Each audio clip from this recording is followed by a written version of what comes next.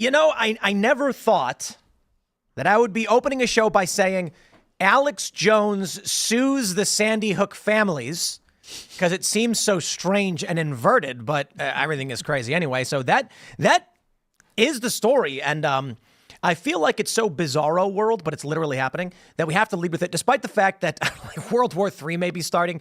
North Korea has deployed troops to fight with Russia. A Chinese vessel has been detained in the Baltic for potentially destroying undersea cables, which some think is the precursor to a larger conflict.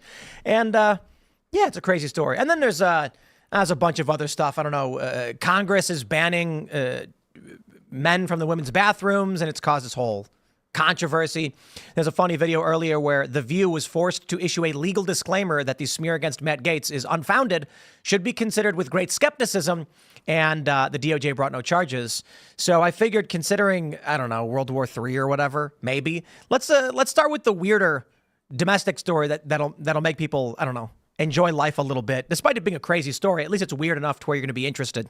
Before we get started, my friends, head over to castbrew.com and buy Cast Brew coffee. I recommend Stand Your Grounds, because you must stand your grounds. Cast Brew Coffee is our company. We sponsor ourselves, so pick up coffee if you like coffee. It's the best coffee, everyone agrees. But also head over to timcast.com right now. Click join us to become a member, because we're going to have a members-only uncensored show, which I imagine will probably be a little off the rails tonight, but you will thoroughly enjoy it. It's always fun and funny. And so smash the like button, share the show with all of your friends. The reason why I say you want to become a member for the members-only uncensored show is because Milo is here. Well, thanks for saying that. Well, you're funny. You're a funny guy. It's gonna be raucous. I don't give a lot of interviews, but I do like to return from time to time to your show, because you've been so good to me over the years, inviting me on when it wasn't always easy. Before I was getting phone calls from a certain family, say thanks for the intro. Well, you're a fun guy, and we love you. Well, thank you for having me. Who are you? What do you do? Introduce yourself. Who are you? I can't give any. I can't give a worse answer than my dear friend Hotep Jesus did last night. I'm an author and whatnot, and just actually, I think we'll get into it later. But I was the CEO of Yeezy for Kanye West until very recently.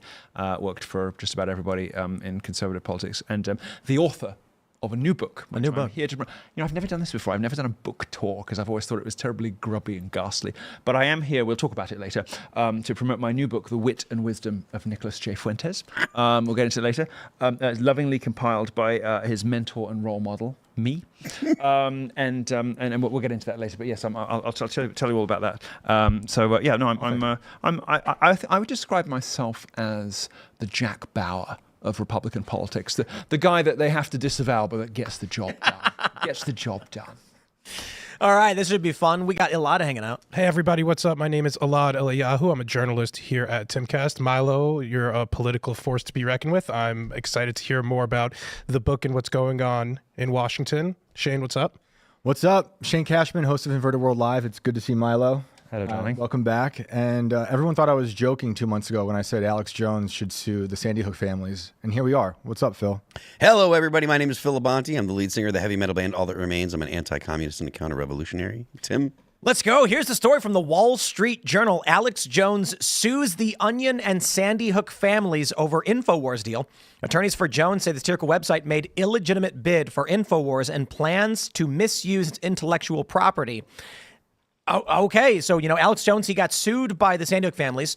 The Sandy Hook families demanded the maximum penalty, which would have been $2.75 trillion, or the GDP of France. That's not a joke. That's literally what happened. I know, it's crazy times. Now, InfoWars up for auction, and I'll give you the quick gist of the story as to what's happening right now. So the Onion puts in a bid for what Alex Jones's lawyers and another company, it's First United American Companies, is that what it's called? First United American Companies. They say that the Onion offered $1.75 million. However, they got a waiver from the Sandy Hook families, which was to apply the debt from Alex Jones to the sale to increase the value of the sale to then forgive the debt. It seems to make no sense. If what they're alleging is true, it's basically the Sandy Hook's family saying, Alex Jones owes us money. So the money he owes us, we will pass off a debt waiver to the Onion to then apply our own debt to the product that we're supposed to be receiving. It makes no sense. It's circuitous. So Alex Jones says that another company, First United, offered $3.5 million, which should have won the bid. But they changed the rules. They made it strange. And now The accusation from First United and Alex Jones is that the Onion is colluding with the families to basically bypass the legal rules of a public auction to sell the company, and that within the InfoWars properties are Alex Jones's personal IP. I believe he's saying it relates to his name and likeness, and that it cannot be sold, so it's improperly being sold. And that's the gist of the lawsuit right now. So now he's suing them. I mean, look, the way the whole thing goes, like trying to get the GDP of France out of somebody and then ending up with $1.5 billion. It's just stupid. None of it makes sense. I spoke to a couple of people, including one well-known homosexual billionaire, and the plan originally was to have somebody who's fond of Alex buy the whole thing and then just leave him in charge, so there'll be no effective change from the point of view of the viewers, and although Alex would lose ownership of the company, he would still have control of the broadcasts and nothing really would change. That was the plan. Obviously it ended up being a stitch up, and it went to the guys it was always supposed to go to. But yes, there's an IP issue here where contractually, if your image rights are licensed to a company, that company can't sell your image rights to somebody else without your permission, normally. So yes, they tried to sell they overplayed their hand because they got so overconfident with this huge $1 trillion judgment, and they tried to sell Alex Jones's right to call himself Alex Jones, as part and parcel of the assets of InfoWars. Right. And his X account. You want to make him an effigy. Exactly, and you can't do that because Alex Jones has licensed the likeness and name of Alex Jones to InfoWars, which is the ordinary way of doing things, and so what they may end up with is some assets. By the way, that valuation is ridiculous. I mean, in the election year in 2016, I think Alex did like 60 million in product sales. Like, I don't know whether I don't know why it's being undervalued like that. Probably for the benefit of the Onion, so they can buy it, right? Because that in itself is another humiliation ritual, right? I mean, Alex Jones's business. I can't speak to his profitability. I don't have visibility on that. But Alex has been a friend of mine for years, and I mean, the guy ships product like you would not believe. I mean, he's the most successful person in this space, and there's no close second, right? It's $1 billion humiliation ritual. It is a billion. Well, what is this? $1 billion business, right? Yep. InfoWars is $1 billion business because they just ship that much product, right? Crazy. With the brand value and the amount of stuff that they sell, to sell it for a couple of million is its own kind of humiliation ritual. I think this stopped being about grieving parents a long time ago. Well, I hate to say this because you never know about people's interior lives, but I've never really understood how money makes grief better, and I've never really understood how if your child was taken away from you by some lunatic, how $2 million is going to make you feel better. To my mind, it would just make you feel worse. And there are certain, I won't name them, of course, but there are certain specific parents of these, dead kids that have behaved in such a way that. Well, I don't need to finish the sentence, do I? They also happen to have a book coming out soon. What's that? They have a book coming out soon as well, these parents. Oh, they're interesting how that lines up. I've never seen anything like it in history. Parents cashing in on the deaths of their children. I've never seen anything like it in my life. And I got to say, tread carefully out of respect for Tim, but I will just say that this is not how grieving parents typically behave. This is not how I would behave if I lost somebody who I loved. And it's a very peculiar set of circumstances. And the more they go for Alex over this, the more questions I have about this story in the first place. 100%. That's all I'll say. The auction sounds like a hoax. Global Tetrahedron doesn't even sound. I don't know if it's a real company. The CEO, I think, is. I mean, you couldn't make it sound. Well, it's like, you couldn't make it sound any more satanic, could you? Yeah, Global Tetrahedron. That sounds like a nice guy. That's the Onion's joke. Right. Yeah. The Onion was trying to make this one big joke. Yep. The issue is, did they legitimately offer a bid, or is the trustee just saying they win no matter what? If the argument is Alex Jones owes, think about it this way. They say Alex Jones owns $1.4 something billion. If the Sandy Hook families can apply any amount of that to anyone else's deal, it's literally impossible for anyone to win that auction. That means there's no auction. I mean, Sandy Hook families just decide who can have InfoWars. But this is a bankruptcy proceeding. Nobody gets to just decide. There are rules, right? There's a procedure to be followed. And if InfoWars is worth a certain amount of money, there has to be a tender process. I think Alex said the quote was, "The highest bid didn't win. The best bid won." Right, but you don't, in a bankruptcy proceeding, when you have there are a lot of rules, and you don't just get to say, oh well, there's somebody offering 50 million, but I'm going to take the 5 million because I think they're going to do better with the assets. Right. Like that's not how bankruptcy works, and so I mean. Thank God for Alex, because he's one of those people that just will not take it. The best part of the day when the administrative state, those thugs went into a studio and shut it down. Everyone, all the leftists online cheering. In 30 minutes, Alex Jones is in a new studio broadcasting. You can't stop him. That is quintessential. He would be broadcasting for one of the tanks, Yes. Right. Because it's going to take him 30 days to get the title, so we'll broadcast from here. No, I mean that's Alex through and through, and and let me tell you also that the conversations that I had with people who are in a position to buy InfoWars for its true value, they are ready and willing to set him up all over again. So there's. Right. And the value is, nobody cares about InfoWars. No, people care about Alex, and he's not going away. And nothing, there are people with the money to do this. I can tell you, that are happy to set him up in exactly the position he's in today. And bankruptcy, the way that bankruptcy works in most states, I presume it's the same in Texas, is that after the proceedings, anything you make afterwards is not subject to the seizures and to the freezes and all the rest of it. So anything that somebody might gift, grant, or get Alex involved in after the bankruptcy proceeding, or in somebody else's name, that whatever, there's nothing they can do. Well, look, some wealthy investor launches a company, hires Alex Jones as their principal personality, pays him a pittance, but gives him a corporate credit card. No, they don't need to pay him a pittance because after it depends on the nature of the bankruptcy proceedings, but they can either pay him nothing and then just give him the company in 7 years, or they can pay him a fortune and give him all his money back. Either way, you lose.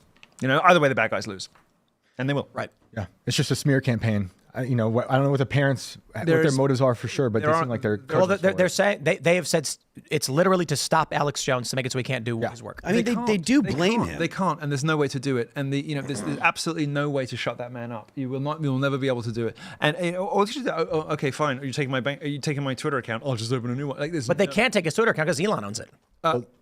Yes, technically, yeah. The lawyers, ex-lawyers were at one of the hearings, I think. Right. To say, you can't take his Twitter. That's crazy. Is that what they said?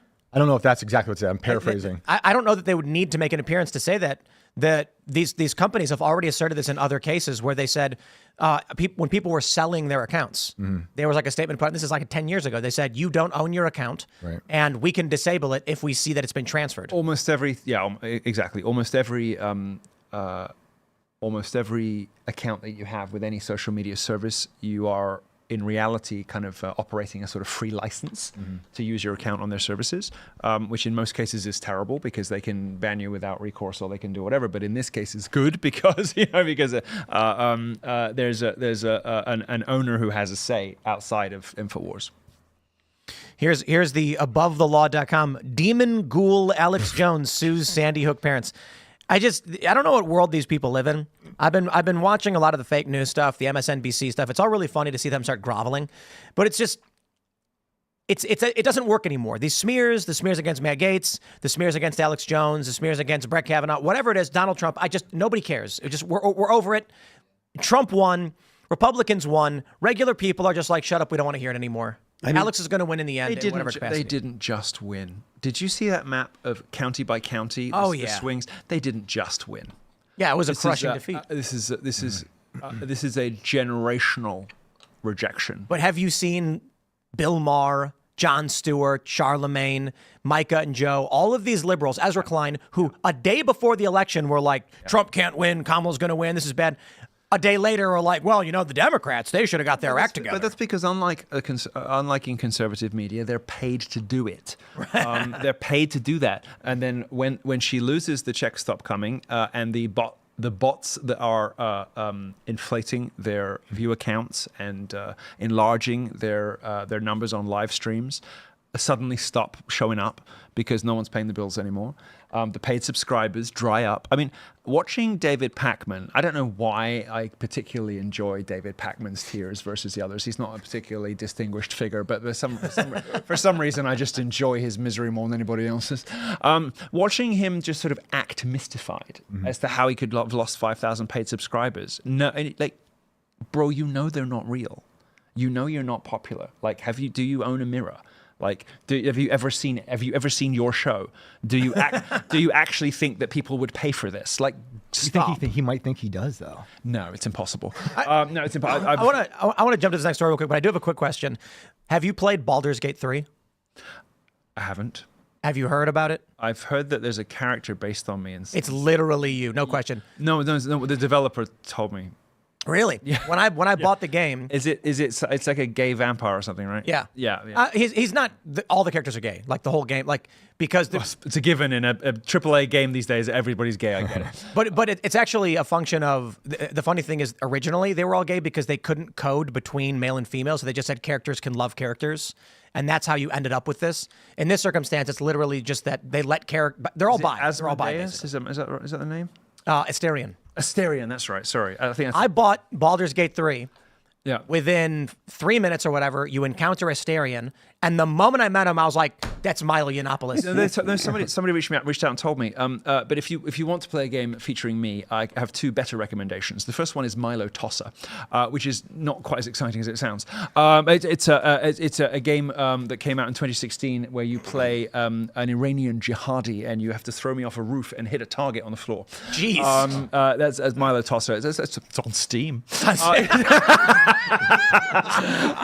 And the other one is Postal 2. Where, there's a DLC called I think it's called Paradise Lost. Where on Postal 2 each level is a day of the week, and on Wednesday there's a coat check assistant where they actually reached out to me and I did the voices for it. Oh wow! So Postal 2 is one of those hyper violent. Is it on Steam?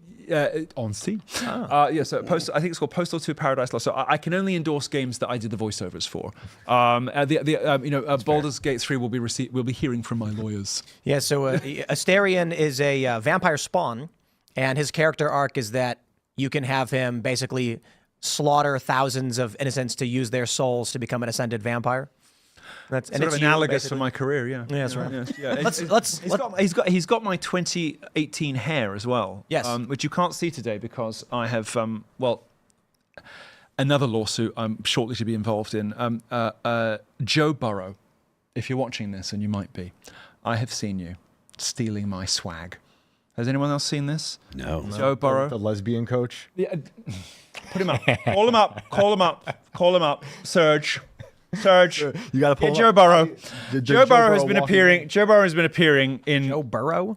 Isn't that his name? The quarterback? Yeah, he's been appearing. Yeah. He's been showing up in frosted tips and pastel colors, and people will not stop sending me this. He's been stealing my swag. Yeah. So I've got a new style icon, as viewers will, discerning and intelligent viewers will tell. My new style icon is of course Tim. That's a good choice. How am I doing? Am I pulling it off? You're doing well. Thanks. Yeah. You've got extra flair with the gold and everything. Well, I had to bring a little Milo to it. That's right. I did. But no, my new style icon is Tim Pool because my previous look has been stolen by Joe Burrow. Let's jump to this story from Shameless. Mediaite. Sonny Hostin forced to read legal note on The View. Matt Gaetz has long denied all allegations. This clip is hilarious. Let's play it for you guys. So I'll set it up. They have been disparaging Matt Gaetz over these debunked allegations. They were then forced, presumably by legal, to issue this disclaimer. It's a TV cabinet. Maybe he's doing it because he wants to make sure they look good on screen. Well, no, Gaetz. Sonny, you have a legal note. I do have a legal note. Thank you, Whoopi. She is dying. Matt Gaetz has long denied all allegations, calling the claims, quote, invented, and saying in a statement to ABC News that this false smear following a 3-year criminal investigation should be viewed with great skepticism. That DOJ investigation was closed with no charges being brought. We'll be right back. She was dying inside. There's a little twitch. There's a little sort of black girl pissed off twitch. I've never seen a human being be so angry about dodging a multi-million-dollar lawsuit. ABC just waterboarded her. Yeah, they're doing her a favor, for God's sake. Seriously. Jimmy Kimmel made several statements of fact last night on his show, and it's also ABC. I don't know if how he stated these things. He didn't say that Matt Gaetz is being investigated. He said Matt Gaetz did these things. So he comes under entertainment. The View in ABC falls under the news division. So the reason that they have to regularly issue these kinds of denials is that the View is technically a news show. How? Yeah, but that doesn't mean anything. That's not a distinction for defamation lawsuits. No, it's not, but it means that they fall under a different standards department internally at ABC. So ABC's, when you run, and it does make a difference, for instance, for satire. It does make a difference, for instance, for comedians have far more license to say things than news anchors, practically speaking, right? So if you are a late night comedian, you have an automatic presumption that much of what you're saying is either comedic, satirical, pastiche, or some sort of burlesque, whatever. If you are a news show informing the public about what happened today, and The View comes under ABC's news department, it's a completely different team of lawyers, and they have to conform to the same standards, at least in principle, as ABC's nightly news. That's the first time she ever struck the tone of a talking head. That's right. The View, that is why you will see, if you are a regular View watcher, as I am, because I love to intrude on private grief. I prefer Chicken City. If you are a regular View watcher, you will regularly see them issue these kinds of statements because they fall under the legal team of the news department. The other story on this one, Jimmy Kimmel. For the reason, it's obviously not entertainment, is it? So, Jimmy Kimmel comes out and said, Matt Gaetz did these things. It's disgusting. How could he be so stupid that he did do these things? I mean, this is defamation per se. This is accusing someone of committing pedophilia is the most egregious form of defamation. But as a public figure in America, you have no defense. Not defamation per se. Well, this is so. In principle, yes, but nobody wins, and nobody ever wins. Nobody ever brings those cases because by suing, all you do is indelibly link your name with the allegation. So there's no win condition for Matt Gaetz here. You have to just let it go, and that's what the comedians know. Okay, so if Matt Gaetz sues for something like that, all anybody will ever remember is that Matt Gaetz had to defend himself against X, right? So that's all anyone will remember. So it doesn't really matter. The public opinion. Yeah. Do you think Gaetz's nomination for AG will eventually be hung up in Congress or in Senate? No, I think they'll do recess like they said. And I also think that if you cast your mind back to the last 10 attorney generals, I think he'll do a better job than any of them. I think that all of Trump's appointments, with the possible exception of Dr. Oz, who I'm just like pretending I didn't hear. What's Oz doing again? It's a irritating Milo. HHS, instead of medical things. I mean, when I heard Dr. Oz, I made a vow with myself. I was like, I don't hear it. I don't see it. It's just like. What's your beef with Dr. Oz specifically? It's just insubstantial, creepy weirdo. I mean, my problem with him was that he's a loser, that he lost the Senate race to John Fetterman, who, interestingly enough, said that he'd actually vote to confirm Mehmet Oz. Which is adorable. Yeah, well, no shame in losing to between a Republican and a Democrat. I guess I'd prefer the Republican. No, I would have voted for Fetterman. Fetterman is like a human. These are these split ticket voters Fetterman in Pennsylvania, the British split ticket voters. Which is why, by the way, that. So I sometimes come on this show as, whenever I come on the show, in fact, you can think of me as a sort of, you're going to worry or wonder what's going to happen in the next 6 months. I'll just tell you, as I did with DeSantis last time I was here. You can think of me of Cassandra in that way. You know about Cassandra, who's the high priestess who warns of impending disaster and isn't listened to in the Trojan War, and then she's murdered off stage in Aeschylus's Agamemnon. When Pennsylvania voters go to the polls, they, for some reason, have a little bit of a soft spot for people who aren't quite there. And this is why, this is the real reason the Biden family and the Obamas are so pissed off with Kamala, because there is a very real prospect that if Biden had stayed in, he would have won again. Not just because there are purple states that would have stayed with Biden that didn't for Kamala, but because Pennsylvania, as the key state in this election, already demonstrated that they were willing and able to vote for somebody who wasn't quite all there out of sympathy. The female voters of Pennsylvania in particular, they've already voted Fetterman over Oz, and they might well have gone for Biden over Trump.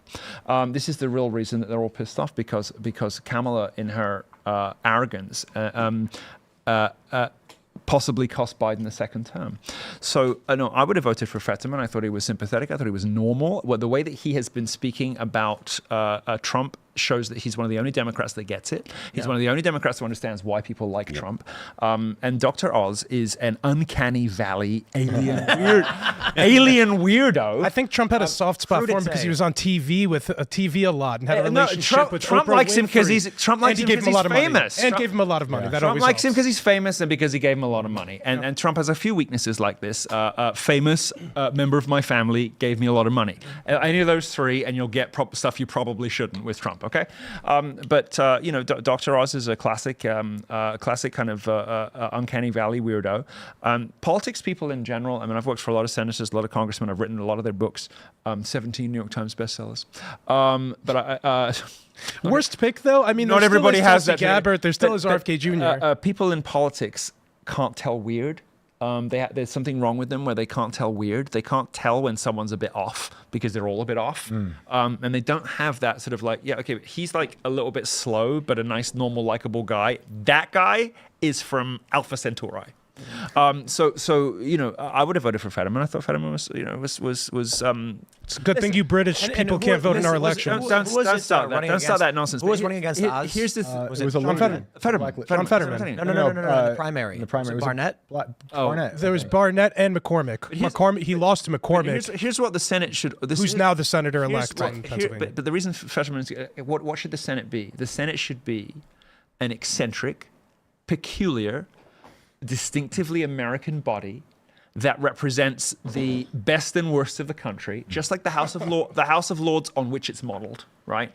It's supposed to be full of eccentric peculiarities who, as a combined body, reflect the character, the wisdom, and the distinctive identity of the country and of the people, right? That's what the Senate's supposed to be. Fetterman achieves that. Oz doesn't. The new Fetterman clone. The new clone. But Fetterman keeps getting better. Yeah. The first Fetterman clone. Clone 12 is so the good. best one yet. Yeah. We're loving it. Yeah. But Fetterman does that. Oz doesn't. Yeah. Oz, by the way, who is a dual citizen who served in the Turkish military. What? Really? We need to repeal let's repeal the 17th Amendment. No, he's a dual citizen who served in. I don't even know if it was a Turkish military. I think he might have served in Turkish intelligence. I mean, sorry, a contradiction in terms of what an amazing thing that is to say to Turkish intelligence. But no. Oz is not just the. If you have problems with dual loyalty, I mean, my goodness. No, Oz is a foreign weirdo. Let's repeal. Thank God for Fetterman. Repeal the 17th. I'll just get rid of all of them. Listen, what Adam said, was that the Bill of Rights, meaning everything after the Constitution, the amendments, was suitable only for the government of a moral and religious people. That's right. And what he meant by that was Christians. Okay. Why wouldn't he say Christian explicitly then? Well, because Everybody was Christian. because it was. Then why wouldn't he say it explicitly? Because it was a given. Religious. You don't need to. Elaad, you're wrong. Religious good freedom. Christians, Religious too. freedom in the time of the founders was about competing Protestant denominations, and those competing Protestant denominations, they wanted to avoid wars between Calvinists and Presbyterians, whatever. So religious freedom was designed to stop civil wars among Protestant denominations, and moral and religious people meant to the founders and everybody else at the time Christians. You cannot give non-Christian people unfettered access to speech or guns. It doesn't work, and it's not working, because if the First Amendment, basically the way this country is set up is. Morality is outsourced to Christianity. Okay, you have a huge amount of freedom, unprecedented freedom for people to choose good or to choose evil, and the presumption in this country is that morality will be governed by a set of Christian norms. Even if people aren't like practicing Christians, they kind of inherit the sort of a fundamental understanding. Elaad is shaking his head. Nobody's wrong. I just want to say that the idea that the first, second, and our amendments are only made for Christians, I think they would have explicitly said that. Our country, I think, was founded on the explicitly the opposite, and they would have said Christian explicitly expressly. I gotta pause The writers you. of our constitutions were all lawyers. And I got to pause. With all due respect, you are completely wrong, and you need to read all of what the founding fathers had written about this because it is fairly explicit. Yeah, and I think there was a range of religion amongst them, what and I you're think they saying would is have not true. explicitly The range of said- religion was the range of religion was Presbyterian, Unitarian. The range of religion was Christian religion. There are no Denominations of Jewish Christianity. founders. There are no Muslim founders. Elad, There are I no think they could have Buddhist I think founders. they're smart There were enough to no have explicitly atheist said founders. that. Let's pause a second. It was taken as a Elaad, given. let's start with the Fifth Amendment. Do you know why the founding fathers created Fourth, Fifth, and Sixth? Specifically, no. But It's the story of Sodom and Gomorrah. It is literally, as the spoken word of the founding fathers, Benjamin Franklin said, it is better that 100 guilty persons escape than one innocent suffer, which was a play on Blackstone's formulation. It is better that 10 guilty persons escape than one innocent suffer, which is literally written. And real quick, the story was, Sodom and Gomorrah, it is better, if but one righteous person exists, I will not destroy this land. It was literally the Bible, which is why they said we should enshrine this in our Constitution. And the inalienable rights that Americans enjoy are given by God, and they don't mean Ashanti Chakra. They mean the Christian deity. I don't think they. In every, I think they would have said so. I think you guys are really overlooking grow how up. intelligent and smart grow the up. founders were, and if they thought Christian found- and they you've- wanted the country you to found- be explicitly you've- Christian, they would have explicitly said so. This And show- like I think this it's, show- that's why you guys have to read into it. This That's show why is- you guys have to read it into it. I got to stop you. A Jew telling you haven't to read read any of between this. the lines.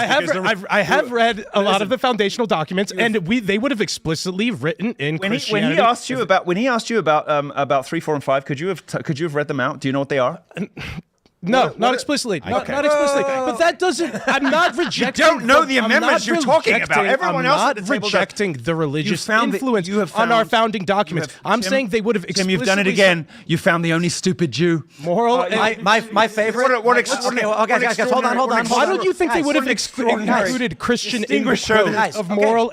We found the only retarded. Sorry, I didn't mean that. Sorry. I know I'm not supposed to say that. Sorry. Let's pause Elaad, real quick. they- Real quick. Hey, in 2024.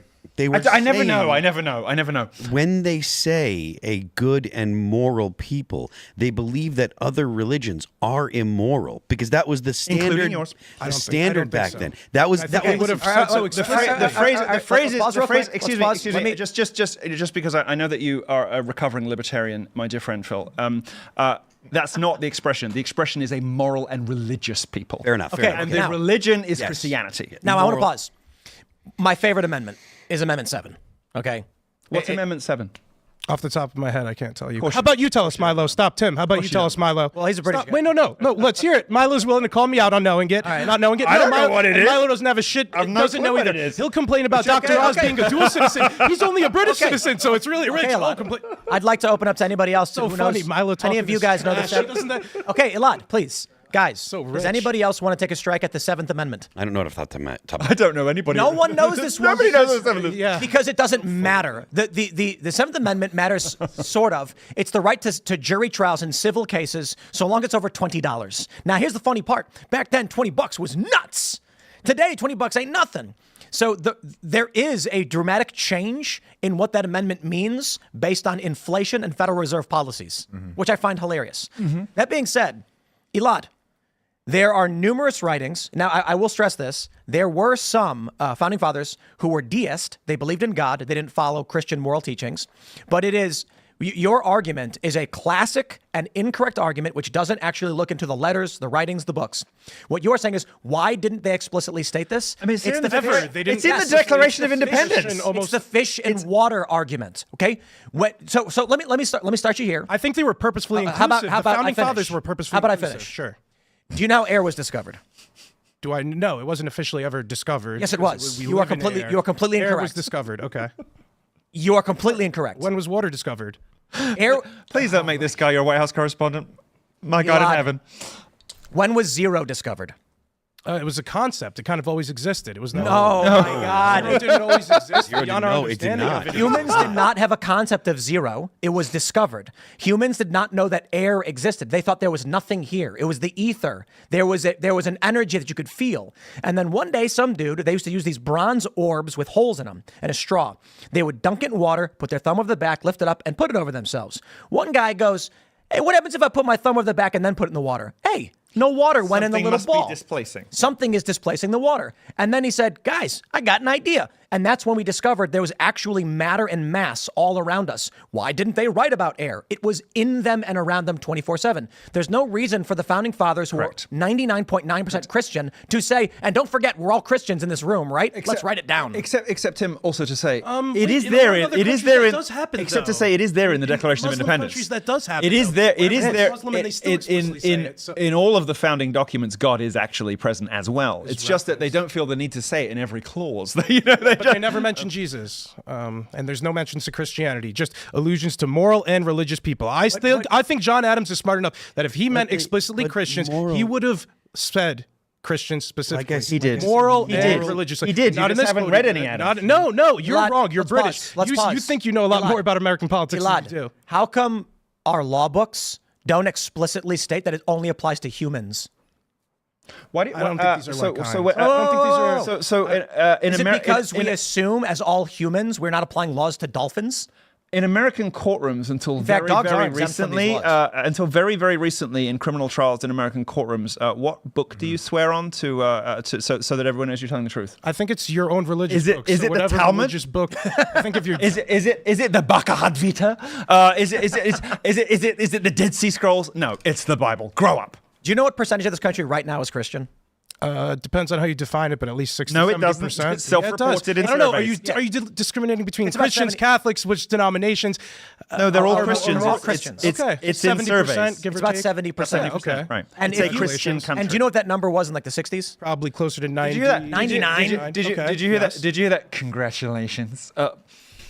If you go Be back, nice to the your ruling elites, you know. if you go back even 50 years, this country is Might about serve you better. 95% Christian. If you go back 100, it's 100% Christian. There's very few people who weren't. Maybe some immigrants from Asia were, Buddhist or Confucianist or whatever. And they would But there- never have been there's imagined some Muslim, that they there are would have been running for Muslim president. countries who, despite being 99% Muslim, still decide to enshrine their religious law explicitly. Islam But they're not explicitly America, and in that's their not what America constitution. did. Okay.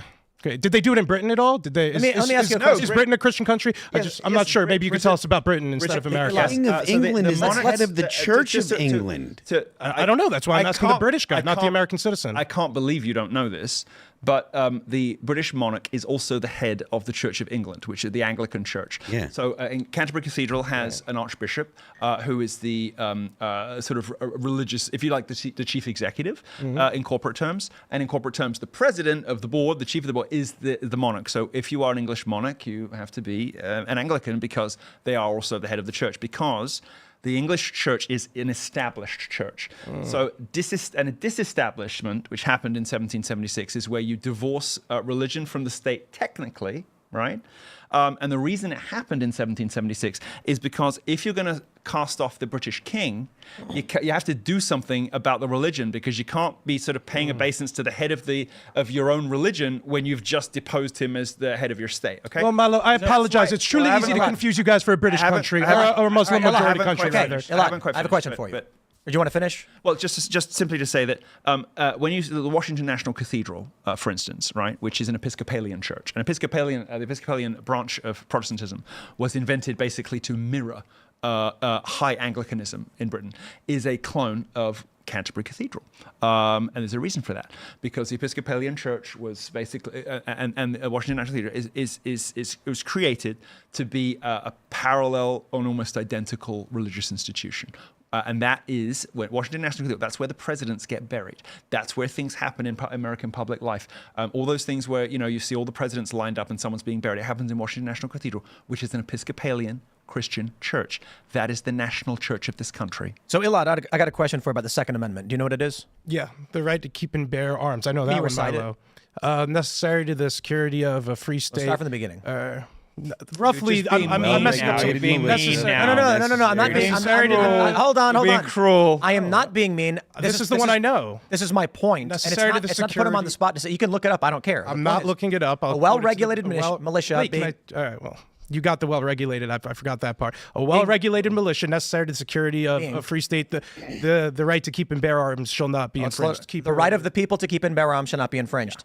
What does it mean? Why did the founding fathers want that written in? What was their intent? I think the attitude of the country at the time was of rebellion, and they were thinking that they needed to maintain being armed. They wanted to continue the state of rebellion. Makes total sense. No, well, they saw the tyranny that existed when they weren't armed, and they wanted to give the ability and the God-given right. Why didn't they write that? Why didn't they include that in the amendment? The God-given part? Why didn't they write everything you just said down? Because they spoke in lawyer talk and not. So just one sentence. So, but clearly, if their intent was rebellion, they would have included for these purposes to oppose. Well, a well-regulated militia, I guess, to prevent. I mean, that part could be argued that. Why didn't they write it down?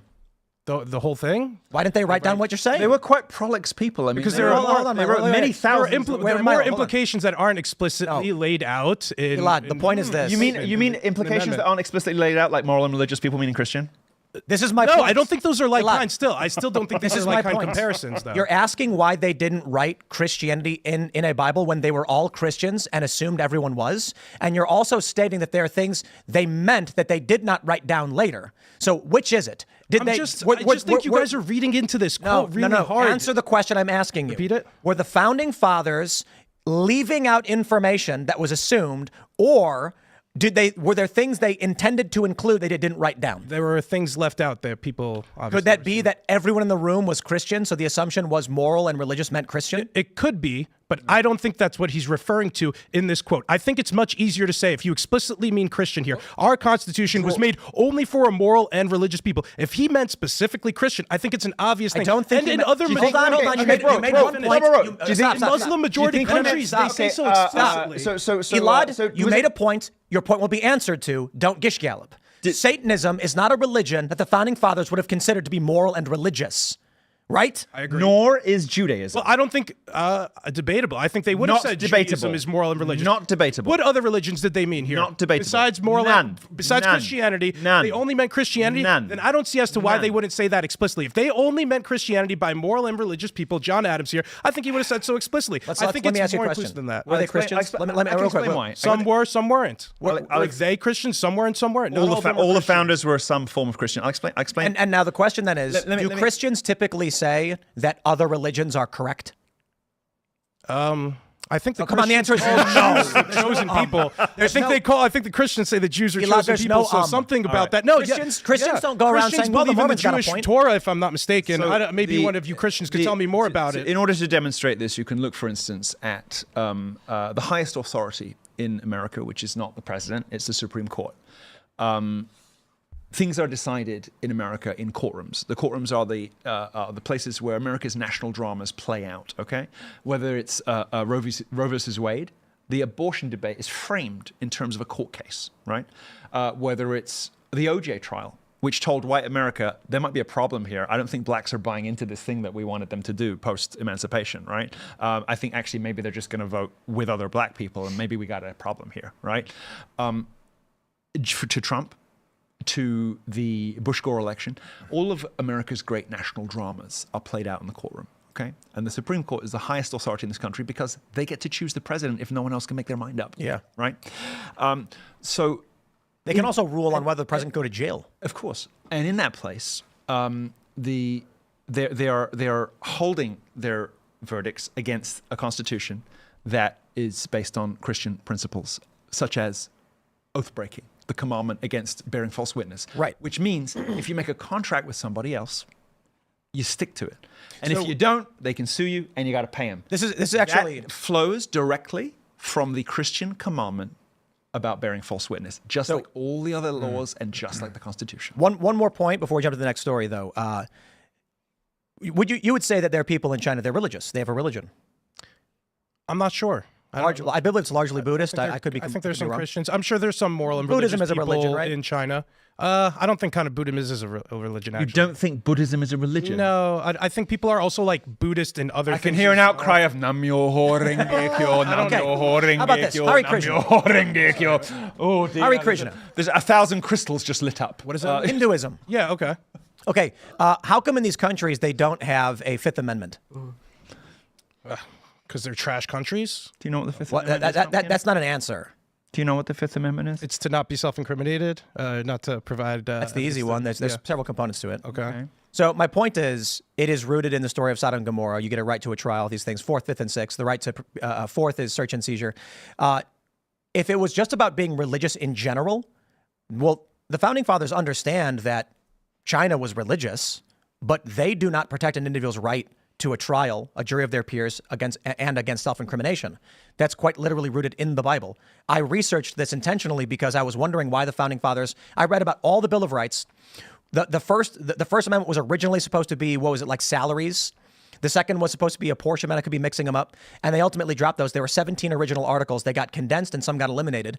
The Second Amendment used to have a line in it that stated that even if you did not serve in the military, you still had your right to keep and bear arms, which was so important because the left is arguing that the Second Amendment only applies to a well-regulated militia. And the original articles, I think it was the fourth at the time, stated you don't got to be in the military. You get to keep your guns. And they said, whoa, whoa, whoa, whoa.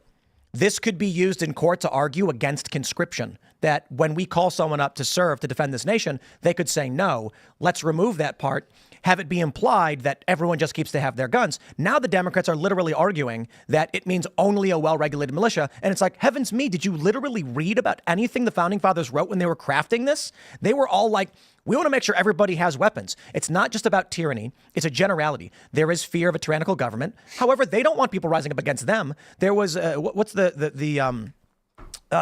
forgot the guy's name. There was the rebellion after the revolution when they didn't pay the people who fought. They revolted, and Jefferson and the other founding fathers were like, no, we're pardoning all of them because we cannot found a nation on internal fighting.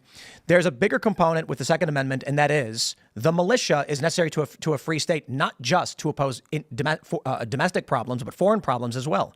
If a foreign nation wants to invade and the average citizenry can rise up and form militia, they are much more defensible.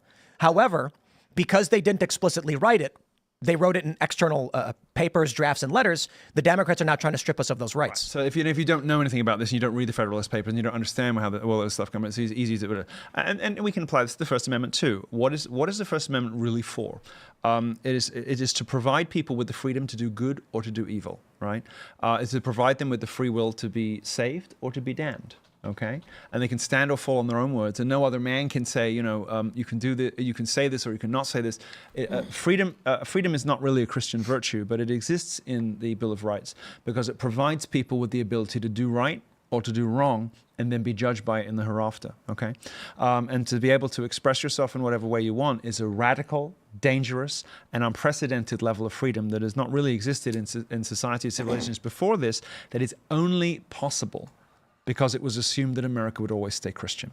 And as America has become less Christian, both of those first two amendments have begun to become a problem, particularly the first one, because we now live just to demonstrate how wrong you are. Now that we live in a post-Christian America, which I think it's fairly unarguable that we do. Let me pause real quick. Real quick, just make a point. And even though the country is 70% Christian, I believe large quantities are not practicing or paying attention. Or voting. Yes, but I mean, sure. There's a lot. I mean, people who believe in prosperity gospel and whatever. I wouldn't really class as, But continue. Thank you. Now that we live in what is, in many ways, a post-Christian country, and I don't think it's because of that. I think what it really is that a country is its cities, right? Civilization, from civis, the Latin means to live. It means to live in cities. Civilization means to live in cities, right? And a country is its cities, and we've lost our cities, right? And the cities determine the character, the laws, and the nature of a society, of a nation. We have lost our cities, and our cities are definitely post-Christian, if not actively anti-Christian. So I think that's probably really what I mean. Now, that a given, what is the result of that? The First Amendment has provided for this creation of two completely different parallel fact universes that Americans now live in. There's the universe that you live in if you are. We could this is an oversimplification, but if let's say it's left and right. Let's say it's Democrat, Republican. Okay, it's not a very satisfactory way to talk about these categories. Maybe better would be like Bernie, Trump versus Hillary, Romney, right?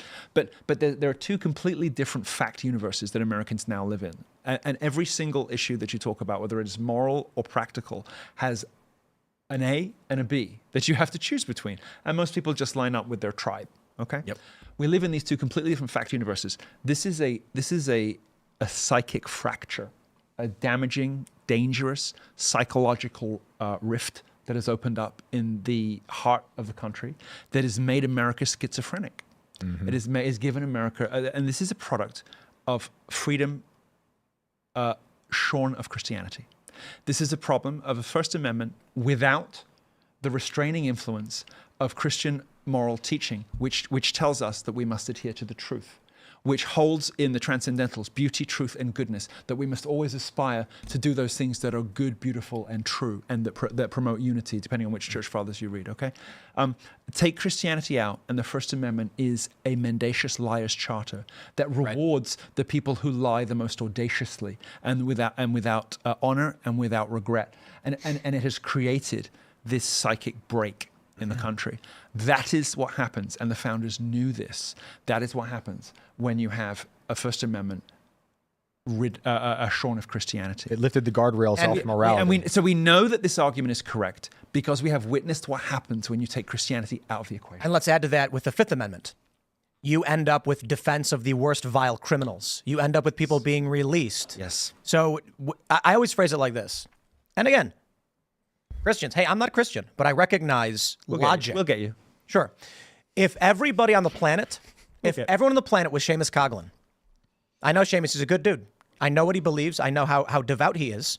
If everyone on the planet had the same moral framework as Seamus, there would be no war. There would be no murder. You would need no police except for getting kittens out of trees. Because Seamus fears something beyond himself and doesn't want to infringe upon others. I think that's the fire service, but I take your point. And just to say, you may not be a believer yet. You may not be a believer ever. I'm not going to. Let me say something real quick about hell or whatever. I don't think that most Christians are motivated by a fear of hell. I feel like atheists try to claim that. I feel like when I talk to Seamus, it seems like his greatest concern is being without God's grace. Is that... Well, it's the same thing. So when Dante talks about the circles of hell, the furthest away from God are the cold ice things, because shoot in the devil's mouth. The sort of slow icy chew, because for a Christian to be out of the light and love of God is a cold thing, right? The lake of fire is a metaphor, okay, for torment, and it's the torment of despair. The torment of despair is that position in darkness and distance from which you cannot be saved, from which God's love and light cannot reach you because you're no longer open to His salvific message. Okay, so it's a cold place. In a dark place, it is out there somewhere in the universe, unreachable by law, and it's a place of ultimate despair. And who is warranting the lowest level of hell? Traitors. Correct. In Dante's Inferno. Correct. Yeah. So Dante's teaching, Dante's Inferno is not official Catholic Church teaching, but it was written at a time and within the context, very much in a Catholic context. Okay. So it's not official Catholic Church teaching, but it is has been enormously influential because it reflects the manner in which we think about particular kinds of sins. All right. For instance, sodomy is one of those sins that cries out to heaven for vengeance. It's like that bad. In addition to, for instance, denying the poor their wages. If you are employing somebody who needs that money to pay their children, and without it, their children may go hungry, and you withdraw their wages. That is withholding wage. So that's another of the sins that cries out to heaven for vengeance, right? And these things are places that put you beyond and out in the cold. In addition to treachery, and what is treachery? Treachery is oath breaking. It is a violation of the commandment against bearing false witness. Bearing false witness means lying in official contexts. And that's the basis of America. That's the basis of American democracy. I want to go a lot deeper on this. Let's save the rest for the members only portion, and we can get a little bit more unfriendly and a little bit more adult, I would call it, meaning serious conversations about penalties and things like this. What we really want to see happen to them. Got it. Well, let's jump to this. Let's jump to this story from the Post-Millennial. House Speaker bans men from women's bathrooms on Capitol Hill. This is a weird story that the Speaker of the House had to say men can't go in the women's room. I don't understand why this. Was this not already Speaking of an immoral world? Well, you have Marjorie Taylor Greene to thank for this. So let me give real quick context. For sure. There's a new member of Congress coming in named Sarah McBride, a Democrat. No. That's not the name of that person. Well, you can change your name And legally on paperwork, this person is identifying as Sarah McBride. I'm just trying to give the context. Well, can we? Okay. I'll have you. So let me say this, and then you can follow up and explain what's wrong about it and all that stuff. In the media, they have reported an individual who is going by the name Sarah McBride, who is biologically male. I ain't seen a name change document. Have you? Okay, Nancy Mace. I'm Sarah. Nancy Mace says we will not have men in the women's bathrooms in Congress. Proposed a bill. Doubled down and said, we will now propose this in all federal buildings in this country. Mike Johnson comes out and says, you know what? Men cannot use women's cannot use men. Thank you and have a nice day. This is where we currently are. Milo, explain what's going on. So you have Marjorie Taylor Greene to thank for this. The bill that Nancy Mace is putting forward, which would apply to all federal buildings everywhere, for instance, would apply to your local DMV. This is a very good thing, and we hope that it passes and we hope that it happens. Mike, as the Speaker of the House, can say what happens in the Capitol complex. Right? So in the Capitol complex, so long as the Speaker of the House determines what happens everywhere. So without a bill being passed, without a law being passed, he's able to institute new rules for how those buildings are used. Okay? So Mike Johnson, as Speaker of the House, has said no biological males in the female bathrooms in the Capitol complex. And that means the offices, you have Marjorie Taylor Greene to thank for this, because Mike Johnson, that wasn't a given that happened, but Marjorie announced a day before this ruling came down from Mike Johnson that Mike Johnson was going to do this. And I don't know to the extent to which that was definitely the case or not the case, but she sure maneuvered him into saying it. So Marjorie kind of left him with no option but to do this, which was a great public service and a great thing. And it's right and it's proper that should have happened. Nancy Mace has been great. She's like a mob wife, isn't she? She's sort of like a sexy mob wife.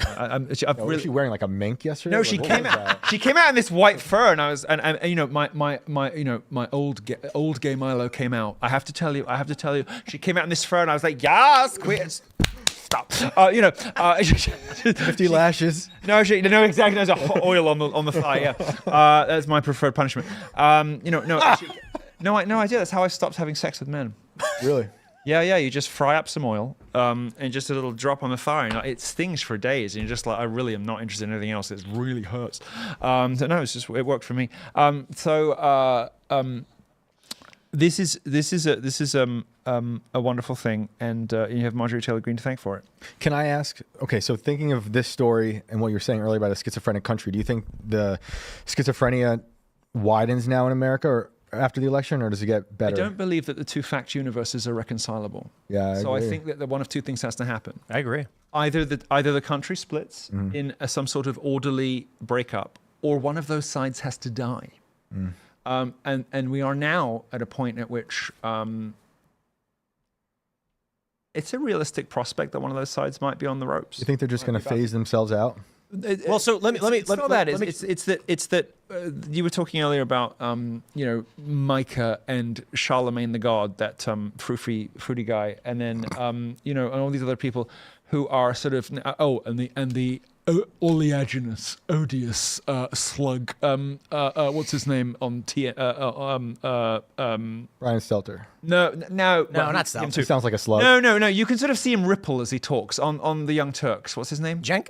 Yes, Cenk. Oh god, ripple. But even there, you can tell. People say, he left the left yesterday. Did you see this? People say you can't judge a book by its cover. Give me a break. He's working with Doge now. He's working with Elon. Well, he wants to. But these people sucking up. But there's a very real prospect. And by the way, I did watch her show yesterday, and I can't share your praise for Anna Kasparian, because she had plenty of opportunities to realize what was right. And she only really changed her mind when it affected her personally. Agreed. And I don't think you get plaudits for that. I'm sorry. I don't think you get a round of applause just because you got assaulted and then your friends weren't nice to you about it. And now you realize that maybe your friends are dicks. Hold on. I'm sorry. Milo, hold on. I don't think you get an applause for that. Hold on. You're totally right about the assault. Everything. Let me finish here. You're totally right about the assault. You're right about the opinions when it comes to What was the other topic that she had? The birthing person thing. But she did look into the Kyle Rittenhouse stuff on her own, and she came to a different conclusion after she looked into it. Yeah, how recently? She's been at this for decades. I understand, and she's had but every opportunity. But the point that I'm making, Milo, is that she knew. She went on air and she said lies, and she knew she was wrong, and she did it anyway. And when did she finally break? When it affected her personally? That she that knew. Is no cause for applause. No that cause for applause. And just because she saw the way that the wind was blowing, and just because she knew who was going to win the election, because she's not completely insane. I think you're suddenly she has some Damascene experience. I Road think to that Damascus. you're assuming too I've just much. realized the left's wrong You're about making everything too because many Trump's going to assumptions win. about what she did or Give did me not a know, break. Milo. I'm sorry. You cannot. Now, wait. Give me. Like I cannot said, applaud you're everyone on making the too left. many assumptions Nice about about Trump. what- Okay, we get it. We get it. Size 2. Now, do Micah and Joe Scarborough. Oh gosh. Listen. They're much more atrocious than Anakin's. So Micah's like, if you took like sort of 3,000 or 4,000, you can work out by body weight like how much Adderall will kill you. If you took sort of like 20 milligrams less than that, and then you'd be Micah, and then you'd be Micah, and you just do that. And then there's this sort of podgy, ghastly sort of soft Matthew Perry's corpse. Soft-featured, sort of. Oh God! Listen, these are weak people who are Moral cowards. Moral cowards, but also, the worst thing you can be in life is for sale. And there are people who will say just about anything in order to stay on the right line of the censors, or in order to keep their, their whatever. And we all know this, being in the right wing, because we know Prager, and we know Turning Point, and we know, all your friends. I'm just kidding. Or the Daily Wire. We know. Because we know these people privately, and we know how much better they are privately off air. We know that the things that they will not say on air, and the things that will not, and that to me personally is the greatest sin you can commit, really, because that for me is it's tickling up to bearing false witness, because lying in formal context is like kind of lying in a broadcast, about what you really believe for a monetary. Please, And there's a distinction, I think, between, for instance, this show and people like that, because, like Tim, I would describe, if someone asked me, as kind of center right, and plays between. He plays between the lines in order to maintain a successful and a significant and a big presence, which is something that I wouldn't be able to do if that is incorrect. Well, I'm not trying to offend you. I'm trying to compliment you. But let me counter just. Okay, then let's talk about vaccines. Let's counter on this point. I'll absolutely. We can talk about vaccines. I'm teasing you because Destiny was lying about me, claiming I pushed vaccine conspiracies. I know that. But I look, know that. I'm not. My point is not to get to the end. You're going to get a compliment. It's fine. My point is not to say you're wrong. My point is to say if we went hard line in one direction, our viewership would be larger. Maybe, but it's clear when you look at all of the biggest. Maybe, but it wouldn't be monetized, and that's my point. So the point is this: I respect what you do, and I have always been grateful to you, for instance, for having me on when it wasn't always easy, for having me on and you've done that with other guests too. And I think the way in which you demonstrate courage is having people on that earlier than others do, and you've done it with me, and I've always been grateful for it. Okay, I think that so there was your compliment. You could have just waited for it.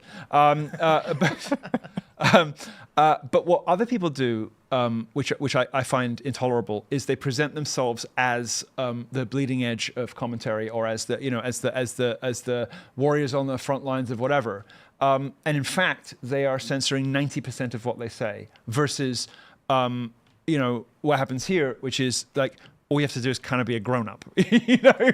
On this show, like, the worst that happens is you sort of have to be talk like you would if there was a child in the room. Well, you gave which is no great sacrifice, right? Well, you gave us there's a big difference, You gave us one of the best insults of all time. In fact, when before the show, it was like it wasn't the last time you were on. Before that, I said, Milo, just keep it academic. Academic insults are funnier and they're acceptable.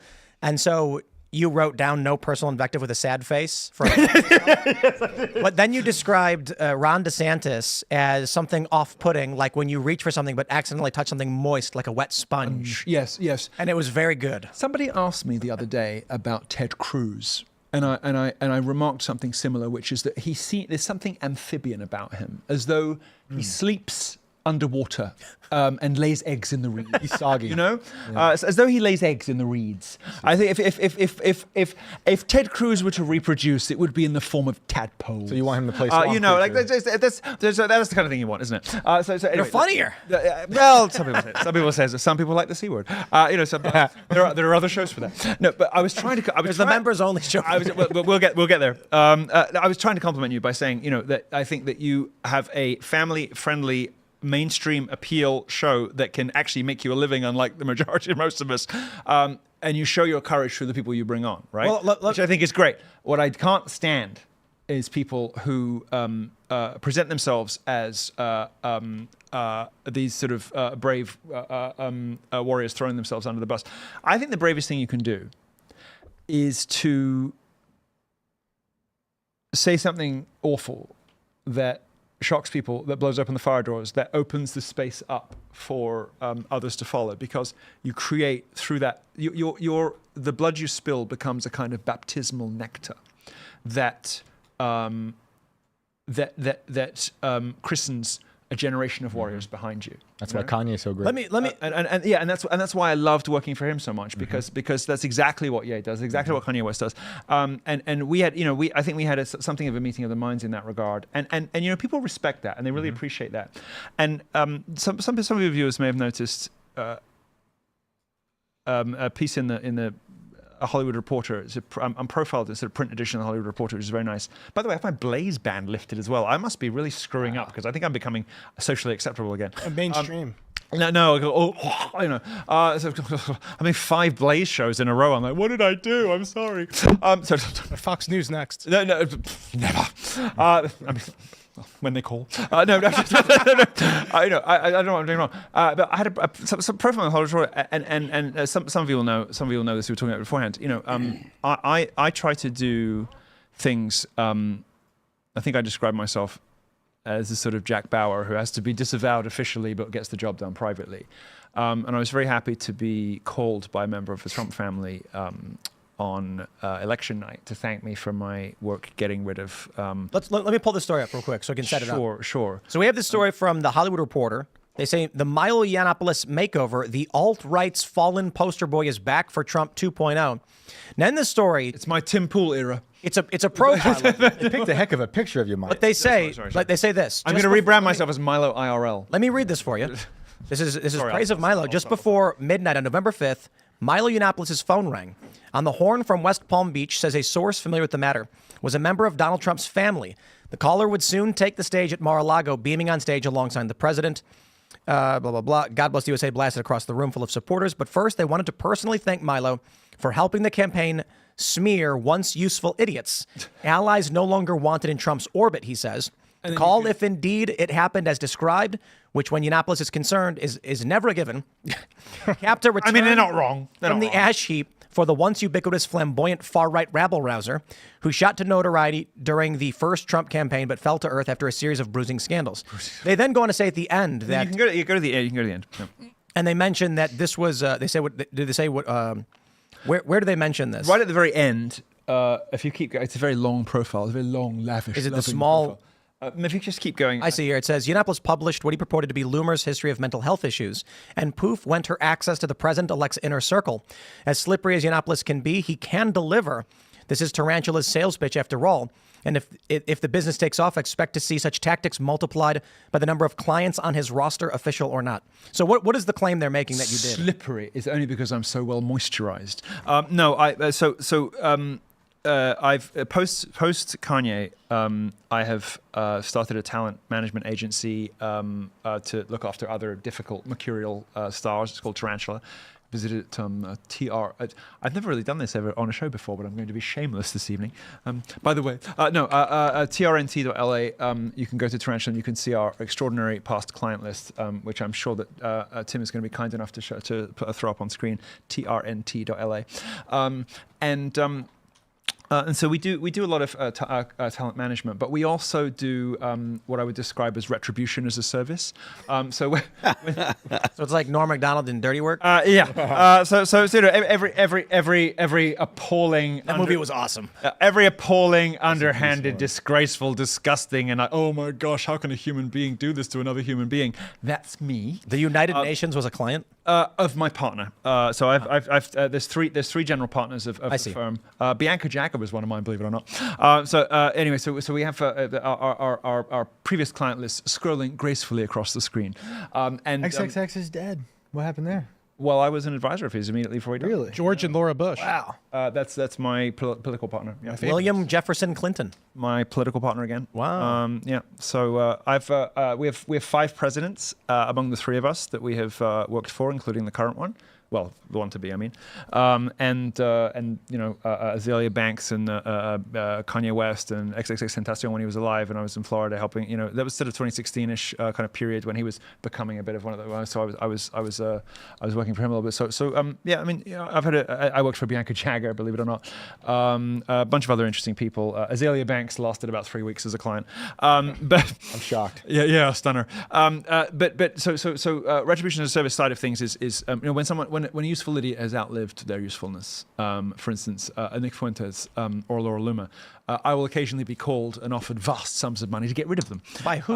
That must remain a matter for me and the family. But so one of those things is if you missed the beginning of this show, you'll have missed me brandishing the complete wit and wisdom of Nicholas J. Fuentes, lovingly compiled by mentor and role model Milo Yiannopoulos. And this is my new book. It's out in your book has some endorsements, you were saying. Oh, thank you for reminding me.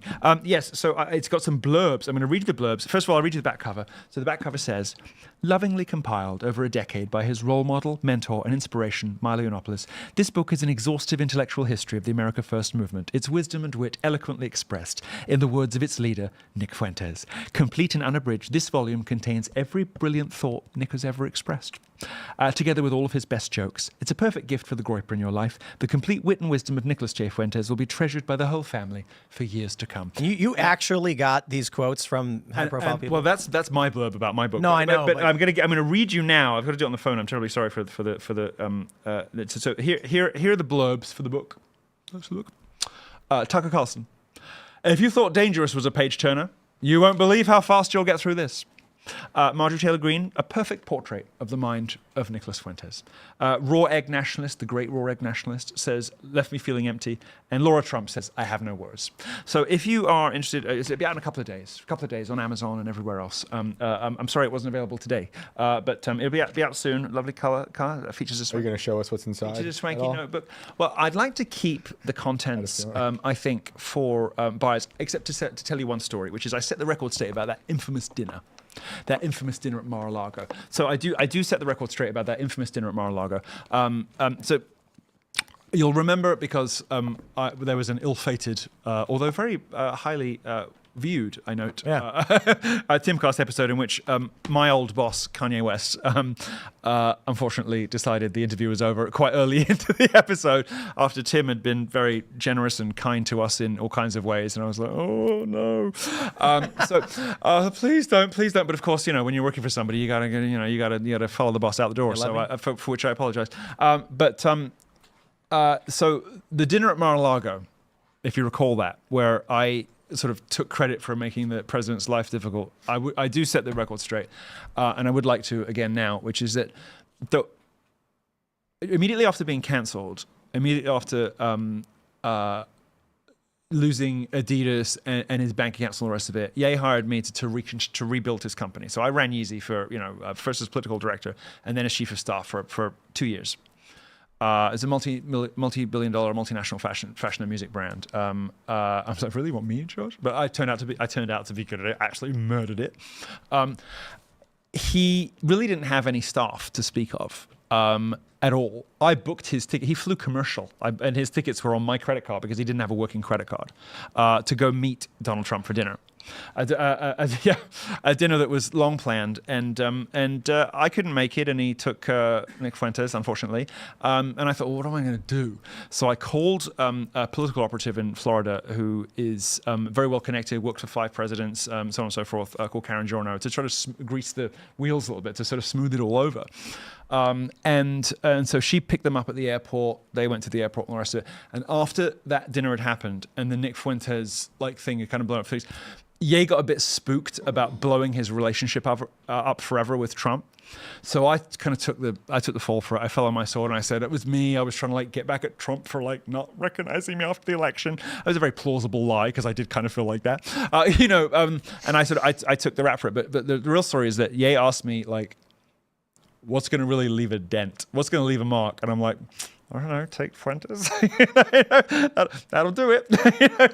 So anyway, but this poor woman, Karen Giorno, who I know is, she's basically the person you call in Florida if you want to get somebody who's not in the usual Mar-a-Lago circle into the circle and sort of smoothly move through that environment, right? So I called her and I said, could you pick up Kanye West at the airport and drive him to dinner? And I didn't tell her that Nick Fuentes was in the car. And so anyway, there's a lot more to that, and I'll leave it for... Can I follow up with you something on there? Because it's sort of like in this quote, but first they wanted to personally thank Milo for helping with the campaign smear once useful idiots and no longer Trump allies. Isn't it odd? Because it sounds like you brought Nick Fuentes to the dinner and you're taking care of a problem that you helped make for Trump. That's probably true. Although what... It's like, thanks for taking out the garbage that you threw in my campaign. Well, it was nice enough for them to call and say thank you. But what they're really talking about, you must really hate me. What they're really talking about was Laura Loomer. Can you talk a little bit? Laura Loomer. Why was she brought in? Of course, to begin with, completely insane. And Laura was brought on into the campaign by Jason Miller, who is that sort of frog-faced, useless bag of never mind. But Jason Miller has done nothing but make it more difficult for Trump to win since he was brought into the inner circle. But he's either got something on Trump or he brings money in. I don't know which one it is. Nobody does. But Jason Miller and Boris Epshteyn, who's the head of Trump's legal team, these are the two guys who were kind of like, oh yeah, Laura Loomer, maybe Laura Loomer. And so she gets on the plane, and then Laura Loomer claims to a bunch of people in Palm Beach, all of her friends around in Miami, that she had performed family friendly. Huh? Monica Family-friendly. Lewinsky. I was going to say a sex act. There you go. She alleged this. She alleged to people she was spreading those. I love you and I try to take care of you. And do you know how difficult it is for me to talk like this on your show? Do you know? Do you know how hard this is? A members only show. Yeah, I'll say we'll go off. Or whatever it is. I can't. It's been so long since I had sex. I did it the wrong way. I did it like that. It's just completely wrong.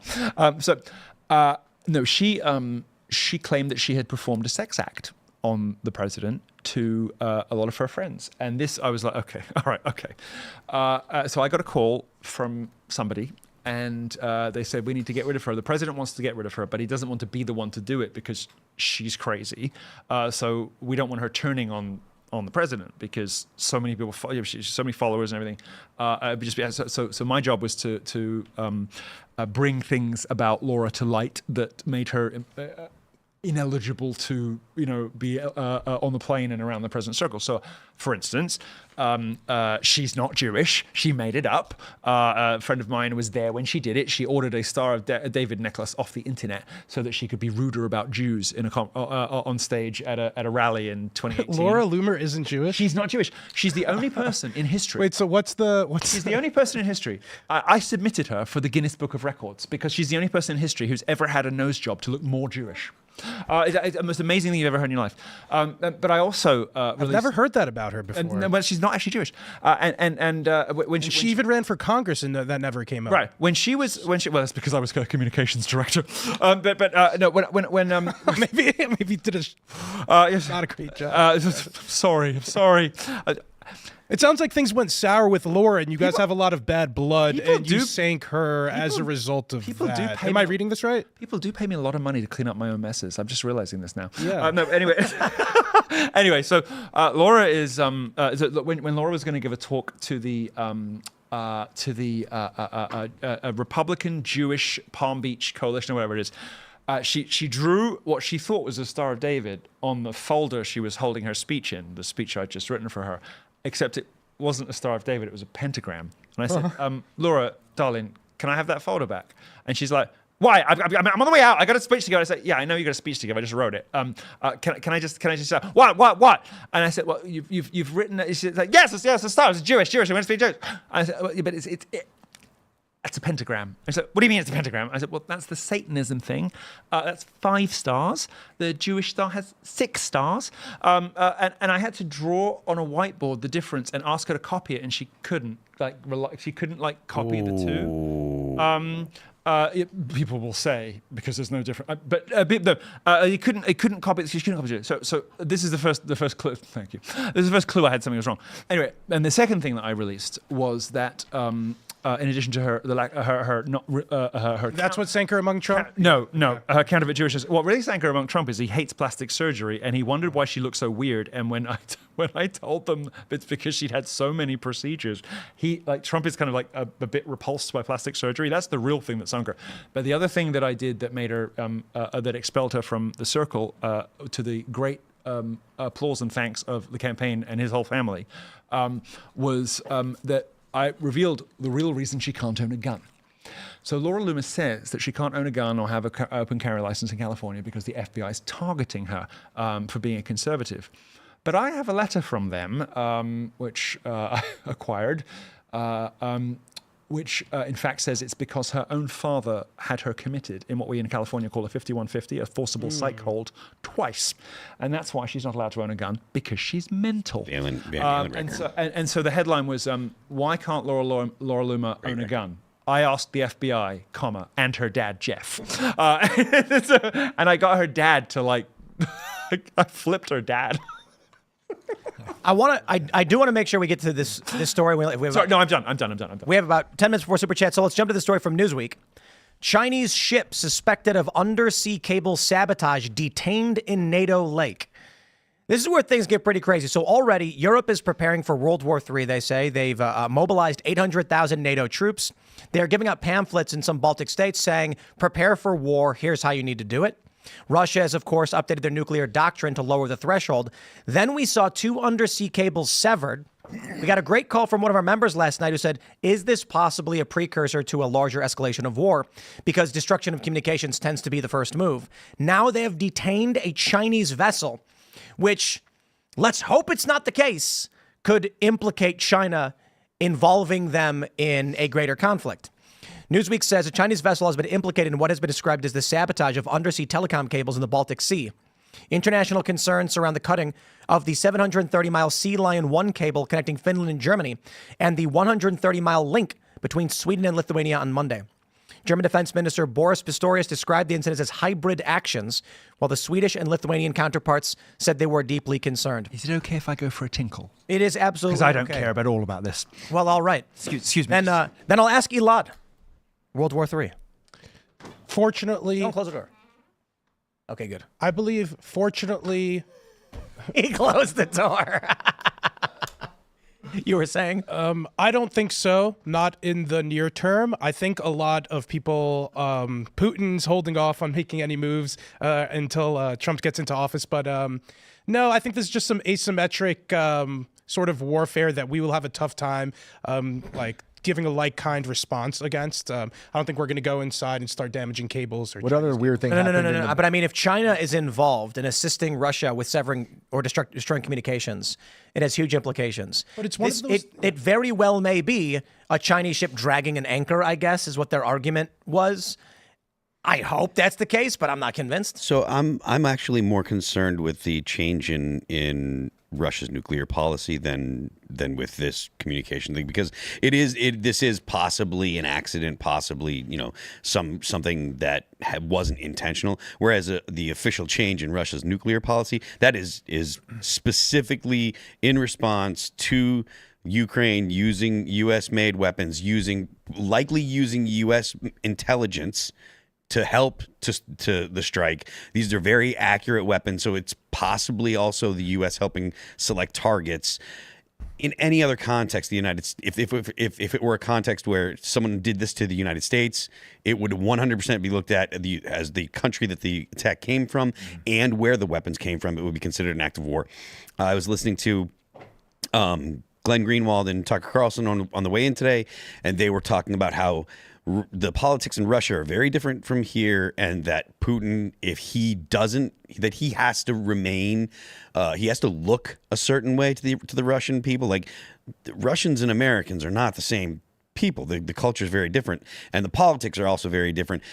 As much as Putin does have a pretty solid grip on the country, there is a possibility of him being overthrown. There's a possibility of him being killed, just like he likely tossed that dancer out of a building today, or not. I'm sorry, not today. A couple days ago or whatever. So I mean, it's that kind of politics is a real thing, and Putin's not insulated from that entirely. It's less likely that he's going to be targeted, but it's possible that he could be killed. So he might be in he could end up being in a situation where if he looks weak, he has to continue the war. Yeah, if he looks weak, then he gets, he could get off. And so if that's the case, I mean, he might be in a position where he has to escalate the war, especially if there's more than one strike. Like, this strike may be able to be overlooked, but not continued. You don't think potential Chinese involvement is substantially more worrying? What a lovely toilet. Of course. It's great, right? You've got the most remarkable latrine. Sam Cedar broke it. That doesn't. And I'm not trying to rag the guy. Doesn't surprise me. He said on the show, and I was surprised he brought it up. And I was like, I can't. He said, sorry about your toilet. And I was like, okay. No, I've got to tell you, this is, I mean, I live in a 22-room travertine marble mansion in Los Angeles. It belongs to a friend of mine. And we've very, it's pink marble, and it's very finely appointed. But we don't have a toilet as nice as it is. It's marvelous, but we don't have a toilet as nice as yours.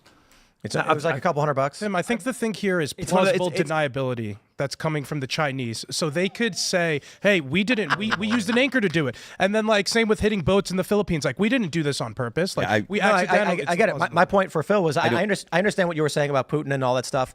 My concern is if there's insinuated or evident Chinese involvement in conflict in Eastern Europe, we're overnight. It's gradually, then suddenly, boom, World War III. Yeah, absolutely. And to be honest with you, if there is going to be any kind of kinetic action, it is likely to be in the interim before President Trump is inaugurated. So there's a pattern of sabotage in the Baltic Sea because this is the same place as the Nord Stream pipeline. Yeah, if the Nord Stream didn't get us into World War III, I don't know about some cables. This is yeah, but Germany accused Ukraine of doing that. Yeah, and I think there was evidence that eventually came out that it was some Ukrainian guy who blew up Nord Stream. Likely with U.S. involvement. I doubt they could do it without U.S. involvement. Germany accused a Ukrainian guy of blowing up Nord Stream too. And so when that happened, I was shocked, and I said, this country is an enemy of the United States. They're actively trying to drag us into World War III, bombing a pipeline to our major allies in Europe.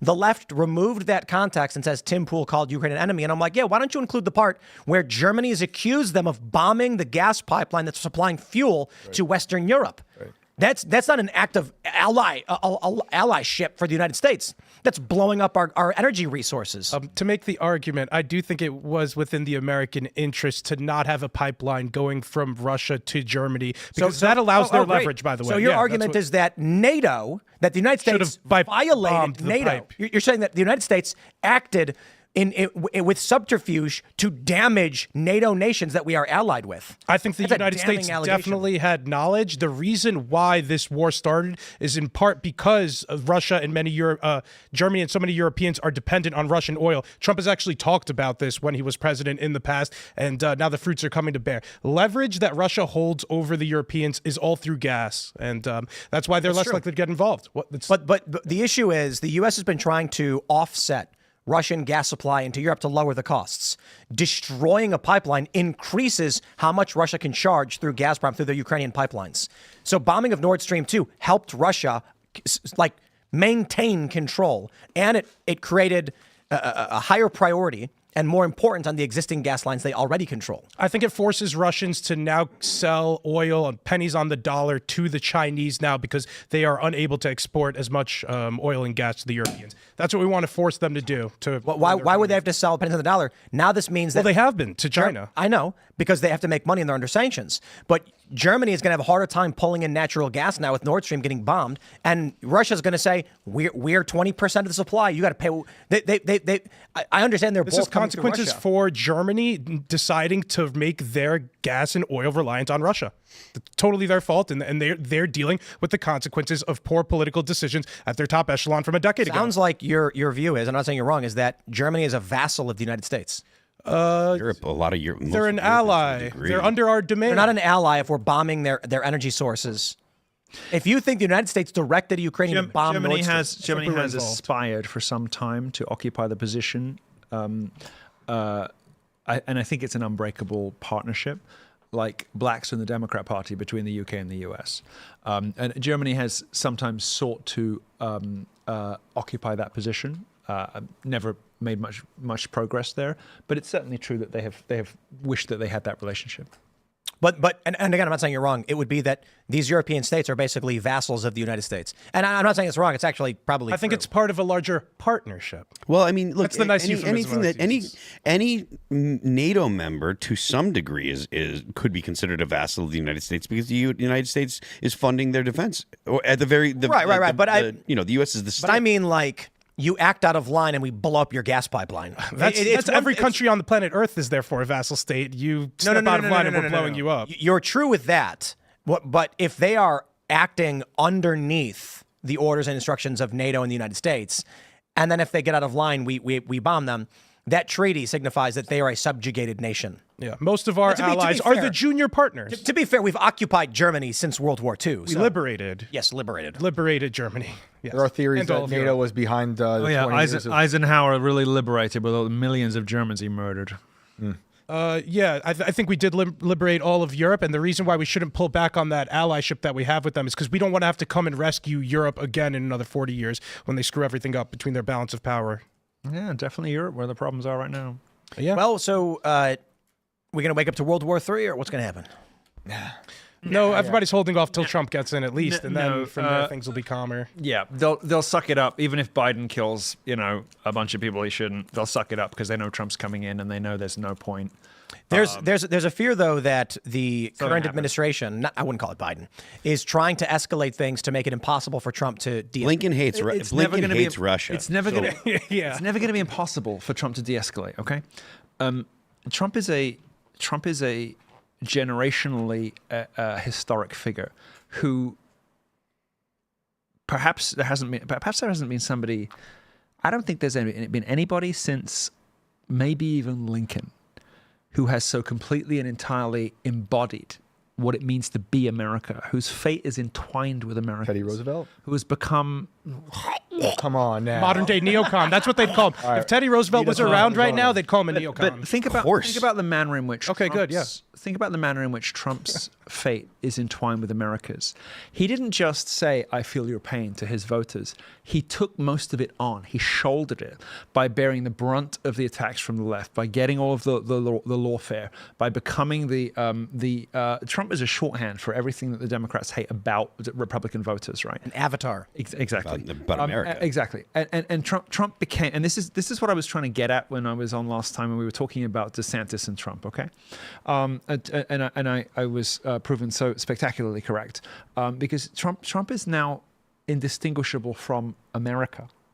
And what was so brilliant about his stint at McDonald's was that it combined the eccentricity that you expect from an avuncular figure, because he's gone from daddy that he was in 2016 to more like pater patriae, which father of the nation, more like an avuncular kind of mythological. Yes, exactly.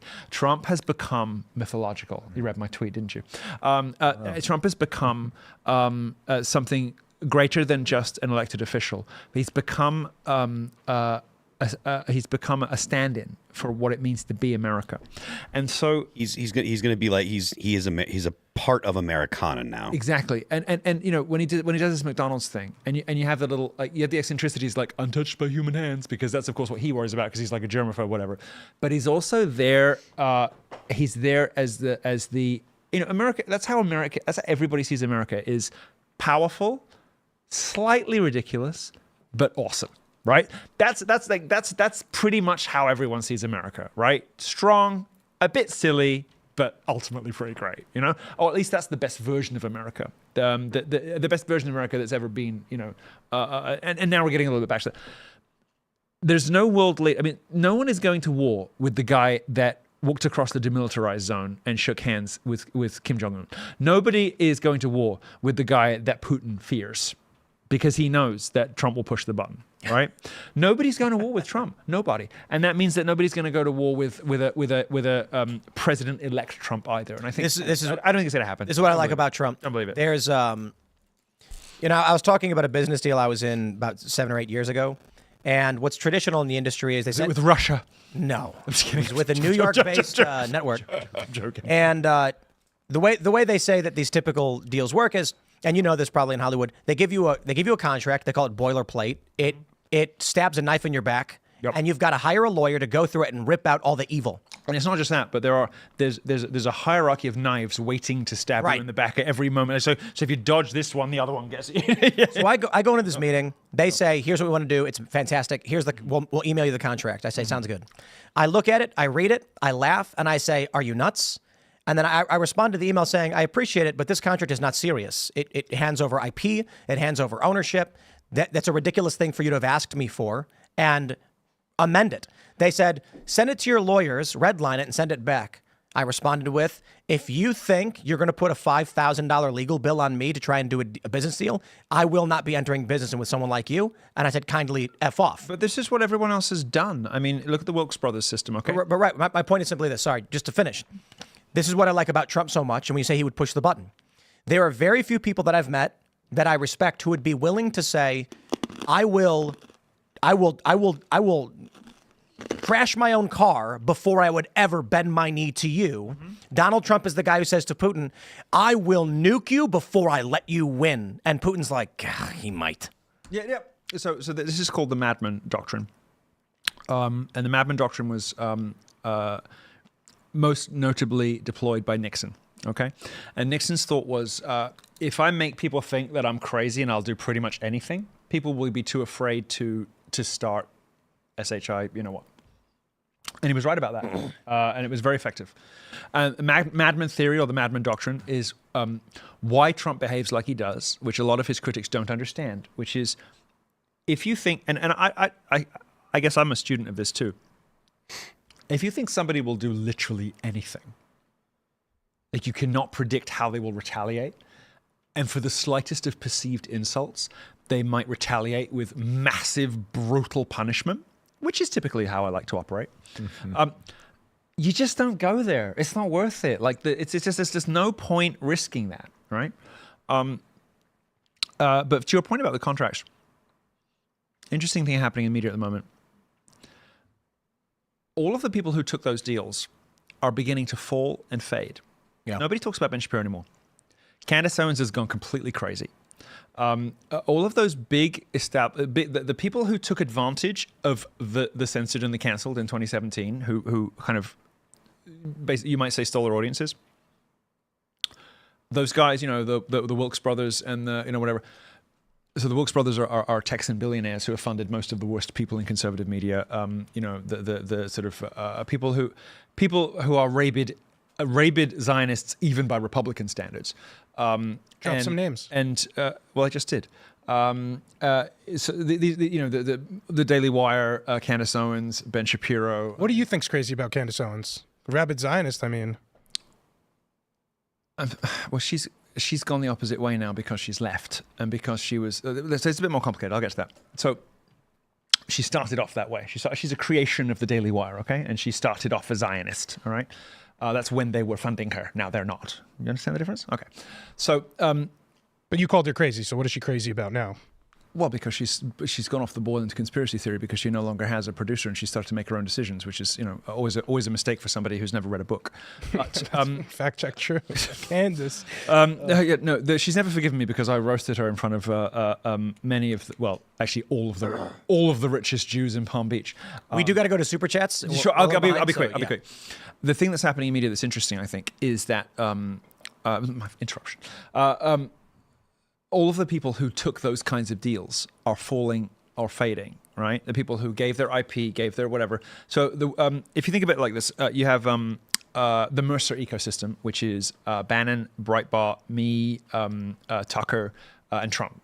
And then you have the Wilkes Brothers ecosystem, which is the Daily Wire and all of the kind of like hyper-Zionist Prager, right? Those people are all kind of like faltering at the moment, the people who took those kinds of deals. And the people who didn't are starting to like spark up a little bit. And in this, and as we're seeing, so the reason Candace is in the trouble she's in is she got lured out of the safe environs of the Daily Wire, independent, and then lured into a variety of crazy positions by Nick Fuentes, who told her, "We got you. I'm going to give you access to my gigantic audience of like," and it turned out there was no gigantic audience because he's botted to buggery. Just like all of the other Wilkes Brothers entities, they fake it till they make it. Ben Shapiro did this. She did this. Nick Fuentes is attempting to do it just without the money, which is going to be a very, very nasty end for him. But she's been lured out of this. Point being this. There's an opening now. There is a huge market opportunity now for people who said no. And I did the same thing. I was brought into WME and they gave me the same offer they gave you. And I said, no. There's a huge market opportunity now as all of those people who astroturfed their way to supposed fame, to like #1 podcasts, none of their listeners are real. None of their their advertisers are not getting what they paid for. The listeners aren't real. The viewers aren't real. The book purchasers aren't real. All their books are. So I don't know if you know this, but when you write a book, so the books that I write are like actually popular for politicians and whatnot. If you are an unpopular person, you can pay about $500,000 to a firm that will buy your loads of copies of your book in various different places to game the New York Times algorithm to make you a New York Times bestselling author. It costs about $500,000 on a good week, $1 million if there's another good book out. All the people who did this, who have burned through millions, are now all kind of like fading out of the conversation. So there's a big moment happening. And the reason I'm making such a big deal out of talking about this for so long is right now is the moment.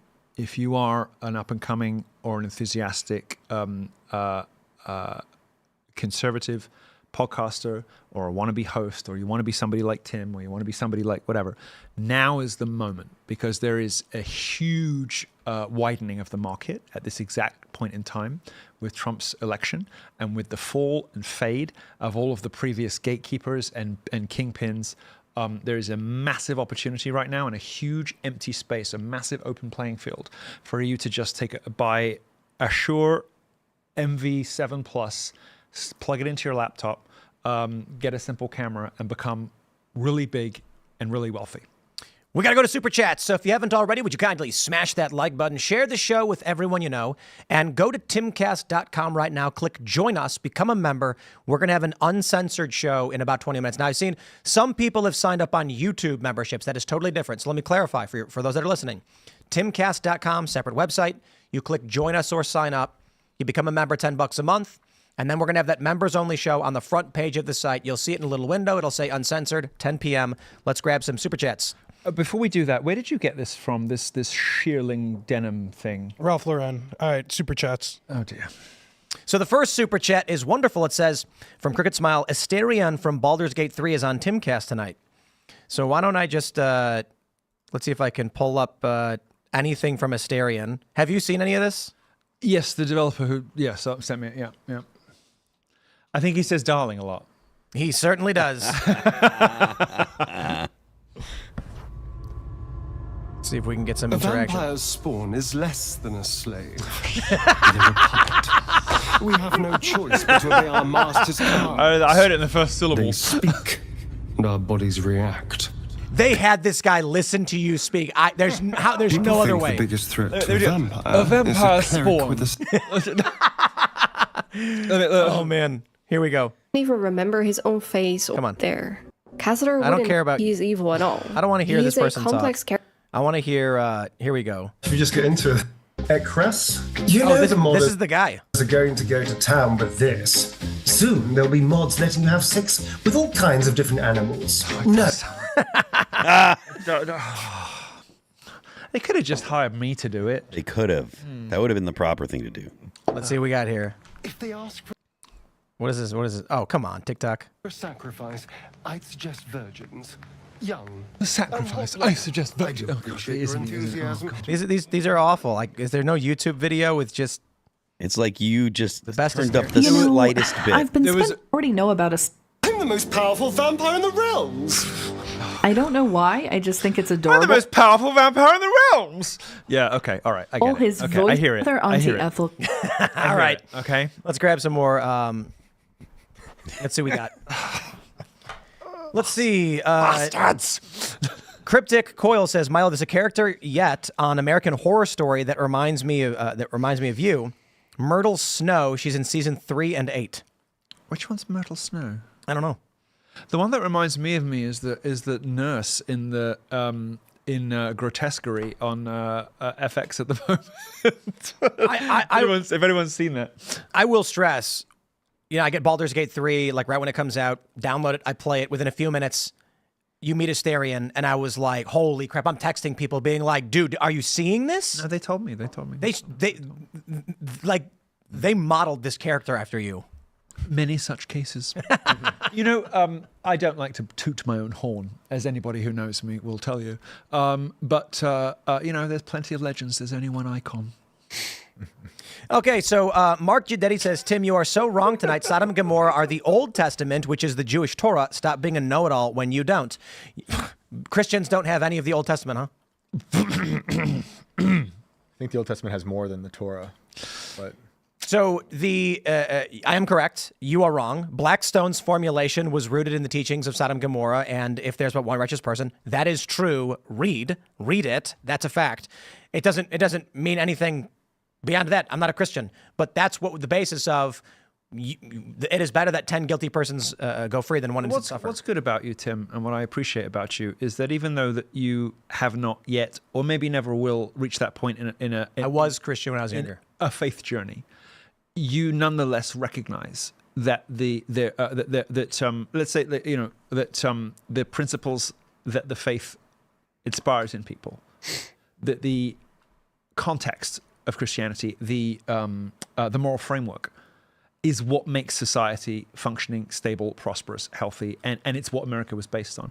And a lot of people who don't have that personal kind of faith will try. I mean, I remember very very vividly Joe Rogan in 2017 like bucking against this when I said it, and at least you do recognize that what makes your country great is, at least in part, is Christian moral ethics, even if you can't quite get yourself there. And I do, and so I respect that about you. There's the IQ bell curve meme of the guy whose eyes are on the side of his head. Yes. And he says God is real. Then there's the monk who's very intelligent and says God is real. Yes. And there's the guy in the middle crying saying there's no God. Absolutely. And so there is a challenge in, when I've talked to people who are Christian and they don't quite know the logic behind the 10 Commandments and why they are functional and important for society to make sense. Yeah, but it's because you live in a country where everyone's retarded.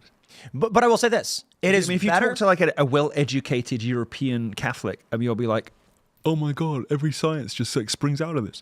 You just need better. Right. My point is, it is better that people follow these things, even if they don't understand why, than they don't follow them at all. Of course, we do it with everything else. Why not with that? Yep. But we did this on the show a couple years ago with Seamus. We went through the 10 Commandments and I said, take this outside of the context of religion and logically apply them and discuss why these things make sense. Honor your father and mother makes complete sense. Without the family structure, societies collapse. Don't murder. Duh. Mm-hmm. Societies collapse. Mm-hmm. And even as simply put as have no gods before me. Mm-hmm. If you are following other laws that can lead to destruction, will lead to societal collapse. There's a logic behind it all. Which is the basis also of the sort of religious freedom being restricted to Christianity. Because look, Christianity is congruent and compatible with the Bill of Rights. Other religions aren't. The Bill of Rights are based upon. Exactly. Because you cannot have complete freedom from consequence, saying whatever you want, however you want, whenever you want, with no consequence,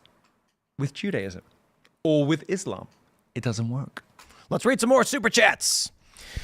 What have we got here? Jason Hutton says, holy Milo. Ian dialed beyond 11. Much love to you all and appreciate the discourse and enlightenment. Well, there you go. Ian. He's not here. I know. I'm greatly aggrieved by that. I'm wounded by it. But when we get to the members show, if you haven't signed up, go and do it right now, because I got some stuff to say about yesterday. All right. Soapy Enigma says, Elaad, how would you feel if you didn't eat breakfast yesterday? I'm not sure how I'd feel. Is this one of those dumb jokes? They're calling you a stupid black person. I don't know. I guess I'm not online. There's no racial component to it. Yeah, there is. It's an IQ thing. Basically, it was a 4chan meme that began with a court case involving a black defendant who was asked, how would you have felt if you did such and such? He's like, well, I did do such and such. Yeah, but how would you have felt? He wasn't able to understand hypotheticals. He wasn't able to understand conditional hypotheticals was yes. It's sort of a sub 80 IQ thing. So that's what that was. Well, no, he answered correctly. Yes, he said, "I don't know how I would have felt." Yes, he surprised us all. He's got fighting words for you, Elaad. We'll have fun in the members section. Milo comes from somewhere. He comes from a Muslim country. For him to pretend he's coming here and saving our country is just so funny and rich. Save it for the members only segment before it gets too funny. Too funny. All right, what do we have? We'll grab some more. I'm scrolling down here, and we're getting here we go. The line says, Jefferson was a deist. He compiled his own New Testament, which stripped the divinity from the Yeshua story, but still recognized the movement derived thereof and good and moral. Elaad wrong as usual. And I think there was only a couple that were considered deist and overwhelmingly Christian. And so the context about, like, why didn't they write that we're Christians? And it's like, why don't the fish? It's the fish in the water. Why don't fish say they live in the ocean? Yeah. Why didn't they say it explicitly? Because they didn't intend for it to be explicitly a Christian nation. They didn't write it anywhere. It's like listening to Ian talk about fractals. In the laws. I can't do it. I can't do it. It's like, look, Elaad, first, we love Ian. We love Ian. Elaad, we love Ian, but if there's anybody that needs to go in the crystals, it's got to be the guy that has, the biggest collection of them, surely. Considering, let me just say, on this point, I have not read all of Federalist Papers. I have read letters. I have read some of the writings, specifically essays and theories of the Founding Fathers, and it is fairly explicit. If you have not done any of these things, can you pull one up of the Federalist Papers where you think it's explicit? Then maybe we'll do it in the after show. Okay. I'm just saying this. I'm just saying this. I've never met anybody who conjures in my mind more vividly than you do the vision of a shelf of uncracked spines. Okay. Of a vast library that's never. All right, hold on. We need is a gay Christian never man been expressing to you guys, trying to explain how he's the uncracked spine. If you know you have not read any of these things, then you should be careful to assert with fact. Okay, I've done enough research into our founding documents, and I think it's abundantly clear. No, all right, well, we'll do it in the after show. And just for the record, it's a shame there is a haven't consensus on any. this issue of whether or not people believe that the country and the founders believed for it to be a Christian nation or not. So this is like a Democrat saying you can't own a cannon. It's like, well, it doesn't say you can't have a cannon, but like the Founding Fathers owned cannons. They had privateers. They were Corsairs. I'm excited for you to pull up Christianity in the Federalist Papers. I don't love the First and Second Amendment without a sort of Christian requirements, but I do. There is a part of me, having lived here for so long, and I did do that British thing of like, I'm in a truck and this is awesome. All right, let me read some more. I do feel if you can afford a surface-to-air missile, you should probably be allowed to have one. Yeah. And if I've got 20 million to buy one, I probably should be able to have one. And there are private corporations that manufacture these things. Yeah. And they have a writ from the government, like there was run by my very good friends. All right, Patriot Tax says, as an Anglican, yes, America was founded as a Christian nation. England is also a Christian nation. I pray she realizes it soon before she's conquered by Islam. England. England needs a Trump of their own. We are all mourning for the England of years gone by, and there's no shame and no point denying that. No other thing to say about it. I think England made a the greatest mistake, the greatest geopolitical mistake of the last 100 years is not keeping India close, because India has been forced through neglect and abuse and negligence to line up with India, with China, and all the rest of it. When India is, in some respects, the guardian, the custodian of all of the best things of Britain, right? Whether it's education or manners or language. I mean, educated Indians speak better English than the English do. And the great tragedy for me, geopolitically, of the last 100 years is that we allowed India to wander off through neglect and through not looking after our friends, or maybe through shame for colonialism, which is of course ridiculous. And forge alliances they should never have had to, have been forced to. India had no choice, and it's largely because the US sided with Pakistan in certain circumstances.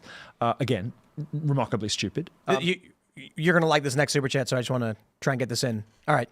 Fat Boy says, I feel like if the founders wanted this to be an only Christian nation, they wouldn't have included that whole no establishment of a religion thing at the start of the Constitution. Well, then you have to answer the question of why in all of the other founding documents they say the inalienable rights come from God. And I think it's important to point out, Milo already made this point in the show, that the concern was not that this country would not be religious, but that there were different factions of Christianity that, if you take a look at Ireland, people are not too fond of each other over there. It's not unique to Christianity. Monotheism is not unique to Christianity. So God, it still doesn't have any contradictions. He's right. They should have wrote Yahweh or something. No, they should have wrote Christianity. If they should have mentioned Jesus explicitly if they believed it, and they didn't for a reason. Well, you're lucky. If we want to read into you're it lucky like they that, didn't. Why am I lucky they didn't? The practical reality. Why? Because you wouldn't be eligible for it. I think that's why they explicitly didn't, Milo. That's why we founded Let's move on. Let's move on. The practical reality of the 18th century was that they were casting off what, as they perceived, the shackles of the father country, and that the British monarch was the head of the Anglican Church. So there was no choice but to invent a new one, which we now know as the Episcopalian Church, and to allow for other people who had different, as I would put it, different varieties of heresy, different varieties of Protestantism, so they didn't war with each other. And it is that simple, and it is not a controversial thing among any historian or academic. Jonathan Foreman says, Tim, we need Ian Moonlord, Lord Moonbeam versus Milo Chaos God in a debate on anything. You know, I was slightly sad not to see Ian here, but just because I enjoy being cruel. But I felt I gave him enough the last time. But if there is, I'll repeat because I think somebody was talking over me. But if there's anybody that deserves to go in the crystals, it's surely the guy that owns more of them than anybody I know. Oh, he's Ian has got to go in the crystals. Jaded Soul says, Milo, my aunt loves you. She greatly enjoyed your book, Dangerous. Can you give Tara a birthday shout out? Tara, a happy birthday. I'm sorry you're old. As somebody who just turned 40, I now too am dealing with the vicissitudes and horrors of old age. I've started to get Charlie horses in the morning. The real reason is for this beanie is I'm losing my hair. I've been bleaching it for so. No, it's not. It's not. It was a tribute to you. It was a great tribute to you after Joe stole my look. I have always taken the view that birthdays should be for other people, and so if you are celebrating your birthday today, take a little moment in between opening gifts from others to remember to do something really lovely for somebody else, because birthdays it's nice to be celebrated, and I go through my whole life being celebrated, of course, because I'm wonderful. But on my birthday, I try to take a break from that and to do something lovely for others. And so, happy birthday! But if in the hours that remain, take a little moment to do something kind for somebody who's not expecting it from you. All right, we got two here that are just for Milo. The first one is from David Brickham. Milo is one of the most philosophical, intelligent, and hilarious people you've had on the show. I've cried laughing. These days, there's nothing funnier than the truth. But hold your horses, Milo, because Tyler B says, Milo is the personification of if I'm louder than you, I'm right, because all he can do is talk and sing his way over everyone when he realizes he is wrong. As a gay man myself, we need to bring back bullying. Oh, well, there you go. Get back I doubt Milo realizes he's wrong. No. I had to give you both the Milo is the best and Milo is the worst at the same time. I can't comment on the second super chat, having never been wrong. But I will say if you want to hear me sing, albums are available. Bad Romance. I do want to do a Christmas album. I've always wanted to do like a big band Christmas album. Sounds fun. Maybe you could do a sort of emo thrash bonus track or something. But I've always wanted to do a Christmas album. We'll talk about it afterwards. All right, YouTube's on the fritz again. Carl Smith says, Milo, in the immortal words of Mr. Rogers, the one thing that evil cannot stand is forgiveness. I think that is the quote, at least. Yes, and you know, something that has been really, you know, look, I'm paid a lot of money by all kinds of people whose names I can't mention because you know, they're not supposed to know me, to do, in some cases, quite awful things to people. But the thing that hurts your enemies the most is to tell them that you love them, that you forgive them, and that you wish the best for them, that you are praying for them, and that you want them to be better than they are. And I've always tried to take that kind of, that it's not really a speck, really, more of a huge shard of dark flint in my heart that enjoys, you know, Schadenfreude and all the rest of it. And I've tried to channel it for good, and I've not always succeeded. I've not always done a perfect job of this, but I'm getting better at it. And I try to use that a bit of me that I don't always love so much for good. And so, you know, I've learned through my occasional churlishness and cruelty that nothing hurts somebody who kind of knows that they're doing wrong and kind of knows that they're screwing up, like you telling them that you forgive them and that you love them and that you hope that they see the light and that they, you know, that they come home to the Lord and that they come home to the truth. And honestly, it's, you know, it's the greatest lesson I've learned in the last 10 years. I agree.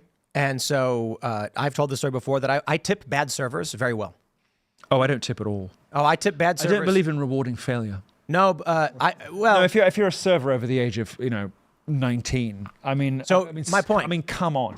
It's a bit like taxation. All right, well, we're going to go to the members. It's like taxation. Here he goes. It's like taxation, really, isn't it? Why would you, what's wrong? What's wrong with taking from the poor to give to the rich? Poor people are terrible with money. You know, so if they weren't terrible with money, they wouldn't be poor. Make this point before we go to the members show. I really don't understand this. Like, why would you tip so? Margaret Thatcher said, if you get the bus to work after the age of 30, you have failed as a man. You failed as a human being. I mean, my gosh. So why wouldn't you? The best taxation is regressive taxation, which taxes the poor at 20% and tapers down. So if you're earning over $1 million a year, you pay nothing.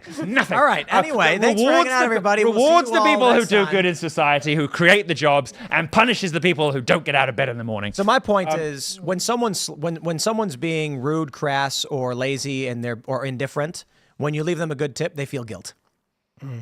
But I digress. We're going to go to the members. They don't. They just think you're a mark. It's like, that white boy just lent me $50. You are wrong. Stop. No, you look them in the eyes. All right, everybody, smash that like button. Look them in the eyes and you say, everybody you know. You like can I follow did me on X and Instagram at Timcast. Head over to timcast.com now. Hate it. Go to timcast.com, click join us, become a member, because we're going to complain about religion. I'm going to let you know about tipping. In just a few minutes. Milo, where can they find you? Just a few minutes. Well, in a couple of days, just a couple of short days, you'll be able to order on Amazon and all good bookstores The Wit and Wisdom of Nicholas J. Fuentes. I couldn't be more thrilled about this stocking stuffer for Christmas. It's been endorsed by everybody you love, and this really, like I said, you know, I don't want to give away too much, but you know, this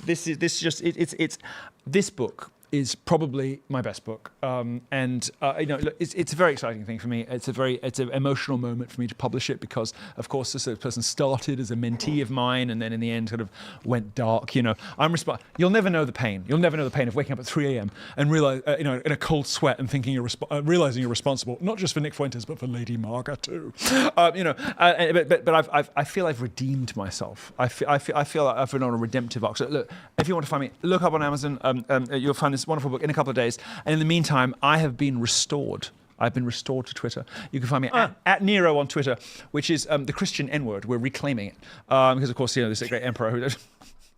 All right. I can say the real word in the after show, right? Right. Nero is the Christian N-word. So I'm reclaiming it. I'm reclaiming it for the... we gotta go.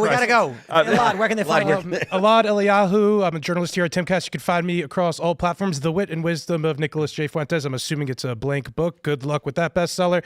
What's up, Shane? What up? Shane Cashman everywhere online. Vertiworld Live every Sunday at 6 o'clock. Thank you for joining us. Thanks for Milo for being here. Phil. I am Phil That Remains on Twix, where you can subscribe to me. I'm Phil That Remains Official on Instagram. The band is All That Remains. You can check out our new videos, Forever Cold, Let You Go, No Tomorrow, and Divine. They're available on YouTube, Amazon Music, Apple Music, Spotify, Pandora, and Deezer. And don't forget, The Left Lane is for crime. We will see you all over at timcast.com in about a minute. Thanks for hanging out.